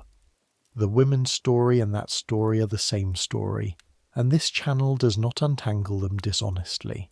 Second, down these same streets, in this same May, are the girls who will not accept the hallway with no doors, your neighbour's daughter with the library card, the sophomores who will read a certain book in 1963, and the working mothers nobody photographs, and the black church women in Montgomery, Alabama, who just 5 months ago, in December 1955, began walking to work rather than ride segregated buses, and walked for a year and won. The boycott's foot soldiers, overwhelmingly women, maids and cooks, Bridget's counterparts and Rachel's great-granddaughters, crossing the whole city on Abigail's original equipment, 2 legs and a reason. The next act of this story is already in the street, but the next act is another night's episode. Ours ends here, at the kitchen window, with the dishes done by a machine and the light coming on by itself at dusk, all down the block, no wick, no coal, no match. Velma's miracle, gone invisible in 17 years, the way all miracles do. So now let's do what we promised at the beginning. Let's stand all of them in one room. The room you're lying in now will do. It's dark and it's quiet and it has space enough for 12. And take the accounting. What actually changed between the 2 kitchens? And what stubbornly, underneath everything, did not? Start with the water, because we started with the water. Abigail, 1776. Hand over hand at the well rope in the dark. Rachel, 1829. The spring path by moonlight after a full day in the rose.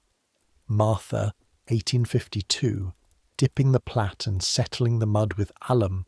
Hannah, 1862. Boiling it by the cauldron for the wounded of Antietam.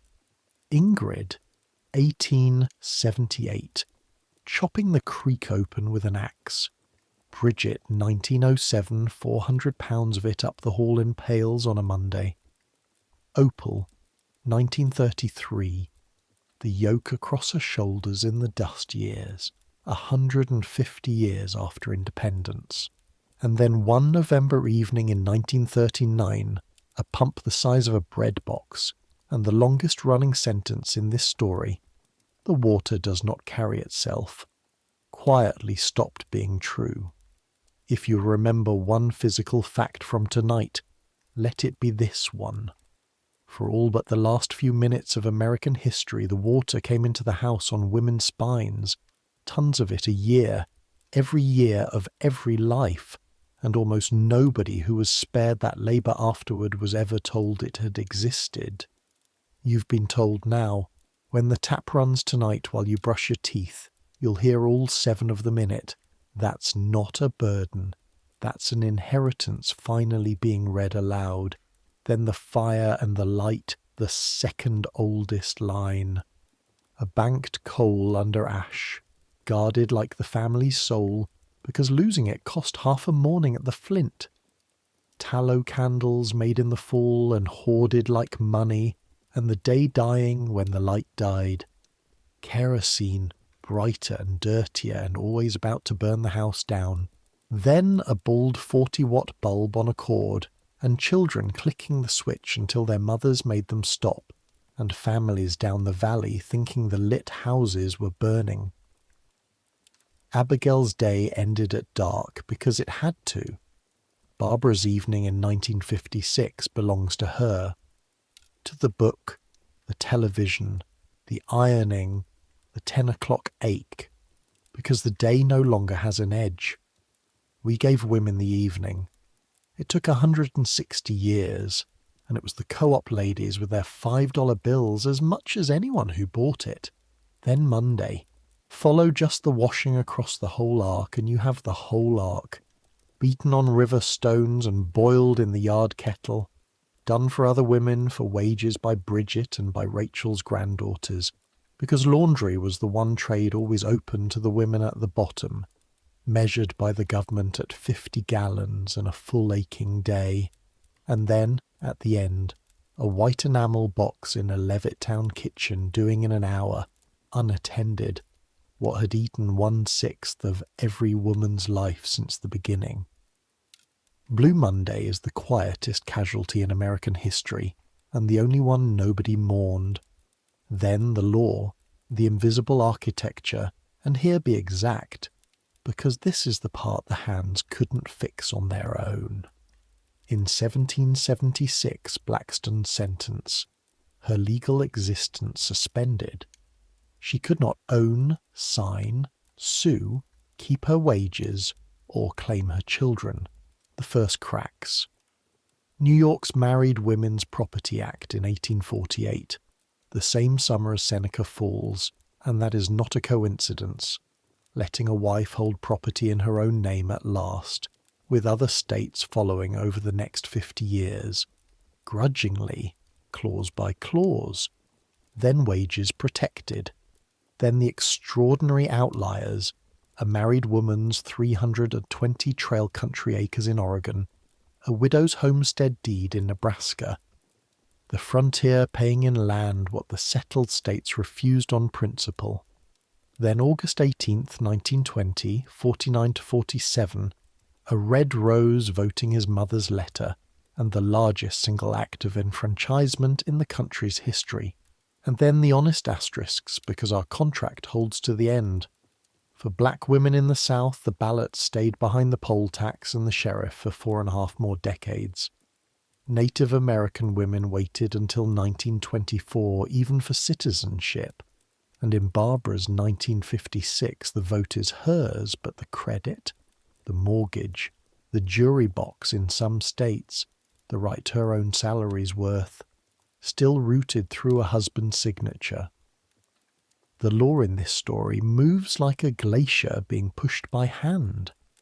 But look once at the whole span. From legally non-existent to voting bloc in one long lifetime. There were women who were born under Blackstone's sentence as propertyless as a shadow, who lived to stand in a polling booth. Some of them said so, out loud, at the ballot table, to nobody in particular. Then the money. The thread I asked you to hold. Butter and egg coins, the only ledger line a wife ever controlled. His the moment he wanted them. $2 a week overboard in Lowell, and savings accounts blooming in girls' own names like the first crocuses of an economy. 40 cents a day for war nursing. $3.50 and found in the brownstone. $7 at the typewriter. 5 surrendered at the kitchen table on Friday. The hens carrying whole counties through the 30s. $50 with overtime at Willow Run, the envelope with her name on it. And running under every one of those numbers, never once broken in 180 years. The other thread. Half. Half a man's pay in the mill, half at the office. 40 cents an hour less at the bomber plant with the union filing grievances into the wind. The country revalued women's time upward decade by decade, and never once in this entire story, all the way to the equal pay laws that lie beyond our final chapter, did it pay the whole dollar. That thread runs right off the edge of tonight and into the rooms where you all live now. You know it does. Then the borrowing. Count the emergencies with me. A revolution needed homespun, and praised the spinners, and wrote them out of the settlement. A civil war needed nurses and clerks and plantation managers, and thanked them and sent them home. A world war needed 6 million pairs of hands, built them nurseries, paid them almost fairly, and returned them at double the layoff rate, with new posters about the kitchen, while filing away unread the surveys in which 3/4 of them said they wanted to stay.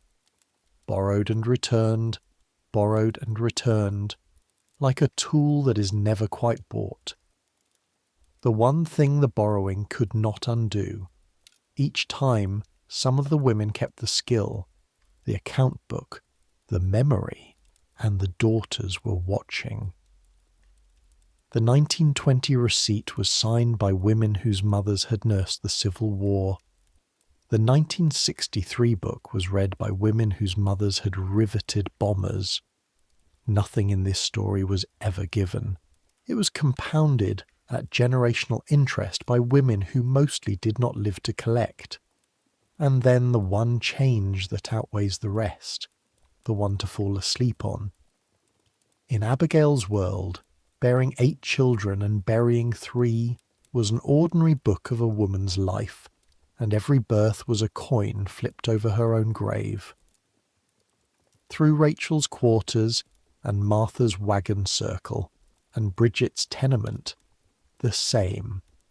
As late as the year Opal was unpicking feed sacks, childbirth was still killing American mothers at a rate the modern mind can hardly file. Then, inside 20 years, antibiotics, transfusion, the bright hospital room, it collapsed by more than 9/10, the fastest lifting of an ancient terror in the whole human record.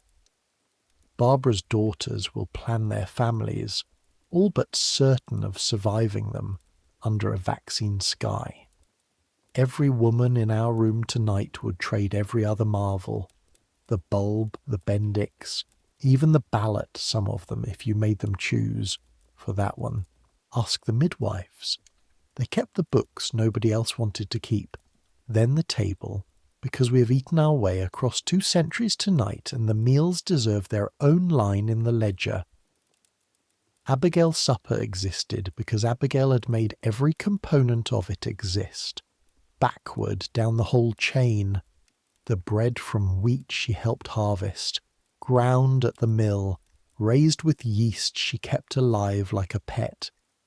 The butter from the cow she milked twice daily into pails she scalded with water she carried, the beer because she brewed it, the preserved everything because winter was 6 months long and the growing season was an argument you had with God. Cooking was not a task on her list. Cooking was the list. 3, 4, 5 hours of every single day, fire tending included for 60 years of a life. Follow the chain forward and watch it shorten, link by link. The iron cook stove arrives in the middle decades of the 1800s and takes the cook off her knees at the hearth, the first great tool of the century, and the mill girl's cousins saved for it out of mill wages. The tin can and the icebox creep in after the Civil War.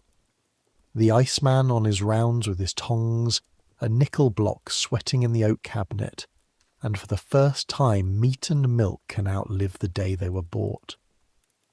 By Bridget's 1907, the chain has split in 2. She buys her bread now, the bakery downstairs, a nickel a loaf, because in the tenements the fuel to bake costs more than the baker, and the reformers wring their hands about store bread exactly the way later generations will wring them about frozen dinners, and the mothers ignore them, exactly the same because the mothers can count. By the 20s, the grocery chains and the national brands have turned the shopping itself into a woman's profession. The advertisements address her by name. The household manuals call her the family's purchasing agent, and they are not wrong. She spends 80 cents of the family dollar. Opal's depression garden swings the chain briefly all the way back to 1776. Half an acre and a pressure canner, 700 quarts against the winter. And then Barbara's kitchen closes the arc. The refrigerator humming where the spring house was. The supermarket a mile off with 6,000 items. Cake from a box. Introduced this very decade, and the market researchers discover in a finding too perfect for fiction that the mixes sell better once they're reformulated to require adding a fresh egg. Because a cake a woman merely adds water to doesn't feel like something she made, and the guilt won't clear the register. Even convenience notice arrives owing an apology. The meal that took Abigail 4 hours takes Barbara 40 minutes. What did not shrink, check the time studies, is the meals themselves. 3 a day, every day, forever, planned, purchased, produced and cleared by the same person, whose name appears on no menu. The cooking got easier. The being the cook did not. Then the cloth, which is where this whole story started, a wheel by a hearth, so let it have its full turn. In 1776, fabric was so laborious that clothing was wealth. Count the spinning, weaving, cutting and stitching all by hand, and a single shirt represented days of women's labour, which is why Will's itemised petticoats, why laundry theft was a hanking country crime, and why Abigail owned 2 working dresses and 1 for meeting, and expected her daughters to inherit them. Rachel's Osnaburg sat at the bottom of the same arithmetic. Cost pared to the bone by people who did not pay for the sewing either, because the sewing was hers at midnight. Then the mills, Ellen's Mills, has made cloth cheap, and the sewing machine mass sold from the 1850s on the instalment plan, $1 down, made the sewing fast. By the 1870s, a farm wife with a singer and a paper pattern could do in a day what her grandmother did in a week, and the ready-made industry rising in the lofts of New York, stitched, remember, by the Roses and their mothers at piece rates that led straight to the shirtwaist fire, began dressing the whole country off the rack. Follow the weight too, because the weight is the politics. The well-dressed woman of 1900 carried up to 15 pounds of clothing. Corset cover, petticoats, floor-length wool. An outfit you could not run in, which was not entirely an accident. The shirtwaist and the rising hem cut that in half by the 20s, whatever the preachers said about it. And the war finished the argument, because you cannot buck rivets in petticoats, and once several million women had spent 3 years in trousers, the trousers were never going all the way back in the drawer. Opal's feed sack florals stand in the middle of the ark, the old competence meeting the new print catalogue, and at the end of it, 1956, Barbara buys her daughter's school dresses ready-made for $2, nylon stockings, whose arrival in 1940 caused documented near riots at the counters, and whose post-war return caused actual ones. 40,000 women in line in Pittsburgh, cost $1, and the sewing machine has moved from necessity to hobby in a single generation. Ellen would need a week just to believe the prices. What she'd noticed second is what the time studies noticed. The mending basket finally, truly empty. The one nightly chore that every woman in this room did, 1776 to 1943, needle in the lamplight, gone so completely that her granddaughters would come to think of sewing on a button as a small heroism. Some taxes get repealed quietly. That one went without a headstone. Then the distance. The last thread. The quiet one. How far from her own door each of these women could actually go. Abigail's lawful world was a parish. The well, the meeting house, the neighbour's kitchen, with anything farther requiring escort, reason, and her husband's horse. Rachel's distance was set by the pass system and the patrollers, in writing. Martha went 2,000 miles, but as cargo of a decision she didn't vote on. The distance was his, she just walked it. Then watch the circle widen on wheels. Ellen's train to Lowell, the first respectable solo journey in the story, the bicycle craze of the 1890s, which put 1,000,000 unchaperoned young women on the public roads at once and drew thunder from exactly the pulpits you'd expect. Susan B. Anthony, old by then, told a reporter, and it's on the record, that the bicycle had done more to emancipate women than anything else in the world, and she'd earned the right to the exaggeration. Rose's nickel on the L, alone, daily, ordinary, Cora's streetcar, and then the automobile, which begins as the husband's machine and becomes, by Barbara's decade, the housewife's second office. The school run, the grocery run, the doctor run, the entire dispersed geography of the suburb held together by women driving. A job the time studies duly clocked, and the culture duly declined to call a job. A woman alone on the road, which in 1776 was a scandal, a case, a sermon, by 1956 is just traffic. If you want one picture of the whole 200 years, take that one. The road the same, the woman the same, and only the question of whose permission she travels on, having quietly, finally, changed its answer. So what didn't change? 4 things, and then we'll turn the lights down. The hours didn't change. That's the strangest finding in the whole literature, and it's solid. When the researchers actually clocked the 1950s housewife, her work week came out at 50 hours and more, as long as her grandmother's, because every hour the machines returned, the standards quietly consumed. Cleaner clothes, bigger houses, hotter meals, more chauffeuring, more of everything, until the freed time vanished into a risen bar. More work for mother, one historian finally called it, with the receipts to prove it. The invisibility didn't change. No line of the 1956 gross national product, that proud new number, counted Barbara's 50 hours any more than the 1776 tax rolls counted Abigail's, the single largest block of labour in the country, in both centuries, worth nothing on paper in both. The web didn't change either, the third constant, and the one the record keepers missed longest because it never had an address.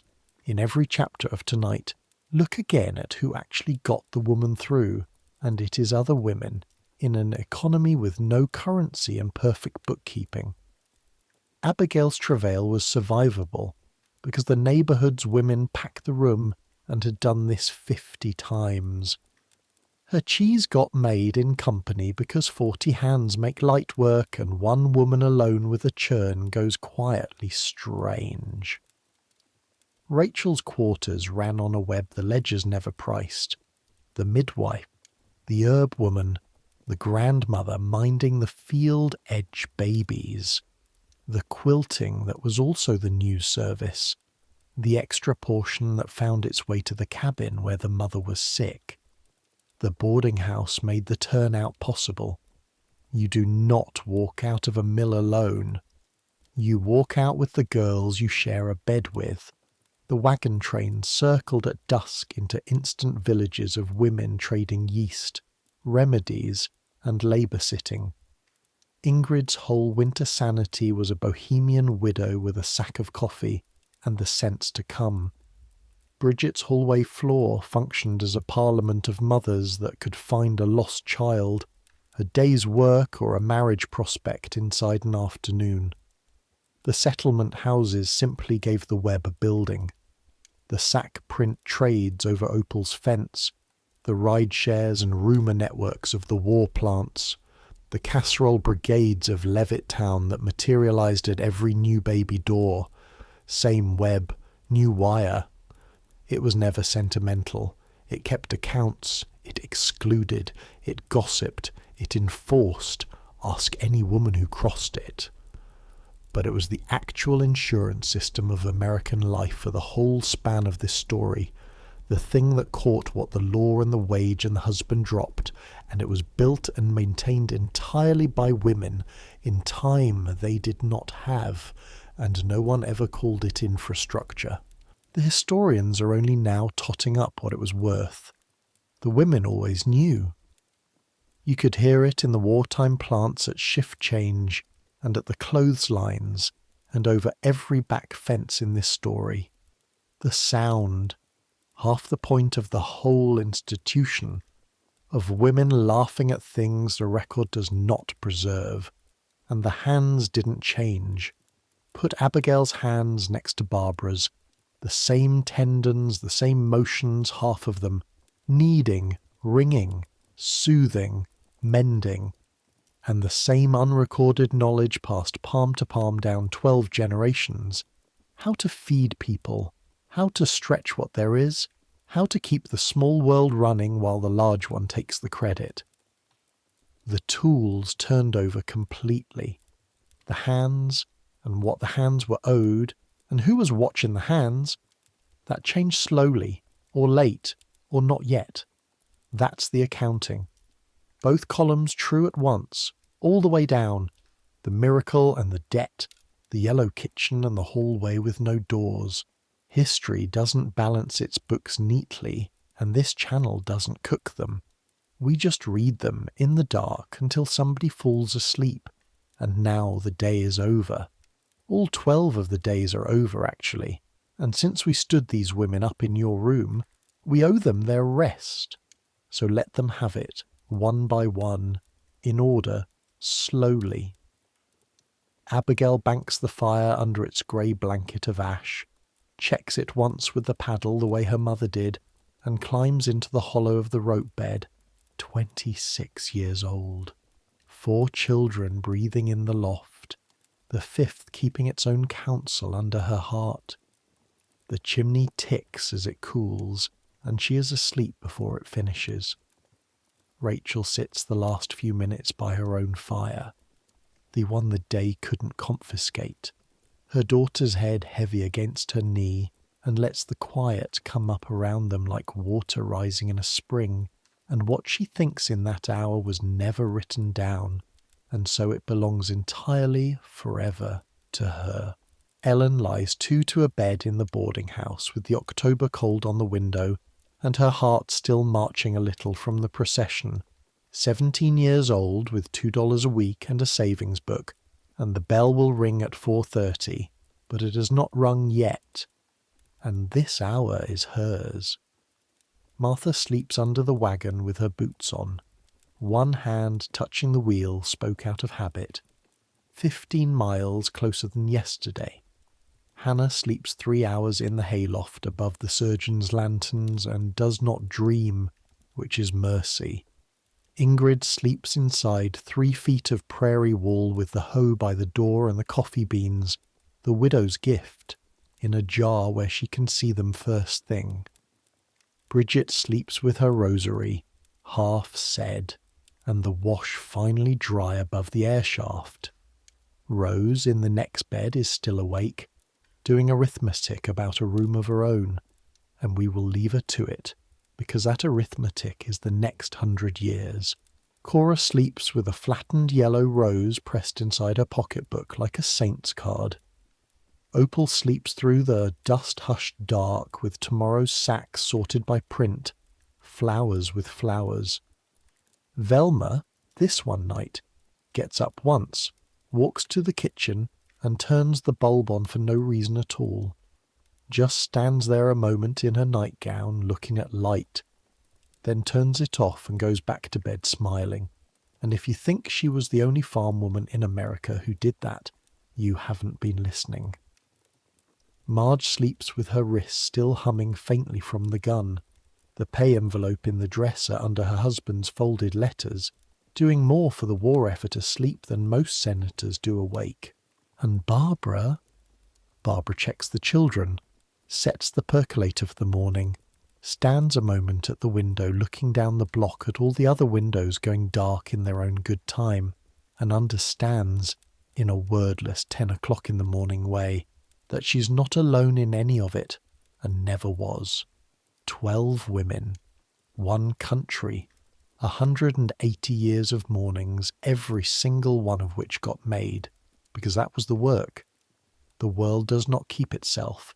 Somebody keeps it. And you, still here, listening in the dark at the end of the whole procession. You're part of the keeping too, whoever you are, whatever your day did to you. Think of it once softly before we go. Somewhere in your own line, however the branches run, there were women who lived these exact days. Not days like these. These. One of them hauled the water, one of them banked the fire, one of them buried a child in a place she was passing through, and drove on because the season wouldn't hold, and one of them stood in a new kitchen under a bare bulb and cried at a light switch, and none of them, not one, imagined you. The warmth you're lying in, the ease of your evening, the machine reading you this story, and every one of them worked toward you anyway, on faith, the way you plant an orchard whose shade is for somebody else. You are the shade. You are what the 36 tons a year were for. Whatever you did or didn't get done today, you are already, simply by lying here warm and safe at the end of it, the answered prayer of about 10 generations of exhausted women, and they would look at your worst day and count it a Sabbath. That's not a scolding, it's the opposite. It means the inheritance came through. It means you can stop now. The day is allowed to be over. Their days always ended too, every single one, even the worst of them. The fire banked, the wash hung, the children breathing, the dark permitted at last to be only dark. So let's put the day down now. You're warm enough. You're safe enough. You've done enough. Today, and by every standard of every century we walk through tonight, more than enough. The water is in the walls. The light is in the switch. The fire is banked in a furnace you will never have to wake for. Everything that once had to be carried is carried. Everything that once had to be watched is watched. The house will keep till morning, so let it come. Let sleep take you the way it took them, every one of them, at the end of days far heavier than this one. The way it takes the hands first, then the shoulders, then the long-carried weight you forgot you were holding. Let the well rope go slack. Let the wheel wind down. Let the bell go quiet in the tower, and the loom stand still, and the wagon rest in its circle, and the machine finish its cycle and click at last to off. Tomorrow there will be water, and it will carry itself. Tomorrow there will be light, and it will cost you nothing. Tomorrow there will be work, because there is always work. But that's tomorrow's arithmetic, and tomorrow's women have always been equal to it, and you come from a very long line of them. Right now there is only this, a warm room, a dark window, a slowing heart. Centuries will pass the way they pass tonight, a lifetime in a breath. The kitchens you saw will change beyond recognition, and then change again.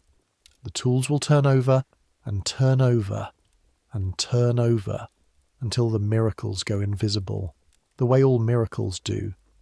But somewhere a kettle will still be put on for someone who is tired. Hands will still know things without being told. Someone will still keep the small world running while the large one sleeps. Some things don't change. The keeping doesn't change. You're tired enough, heavy enough, ready enough. You have a roof and warmth and this quiet, and that is more than most of the women in this room dared ask of any night of their lives. Let your thoughts slow and soften and finally stop, like a wheel, like a bell, like water going still. They all got to the end of their day, every one of them, and now, at last, so have you. Sleep now, the way they slept, completely, and having earned it. Good night.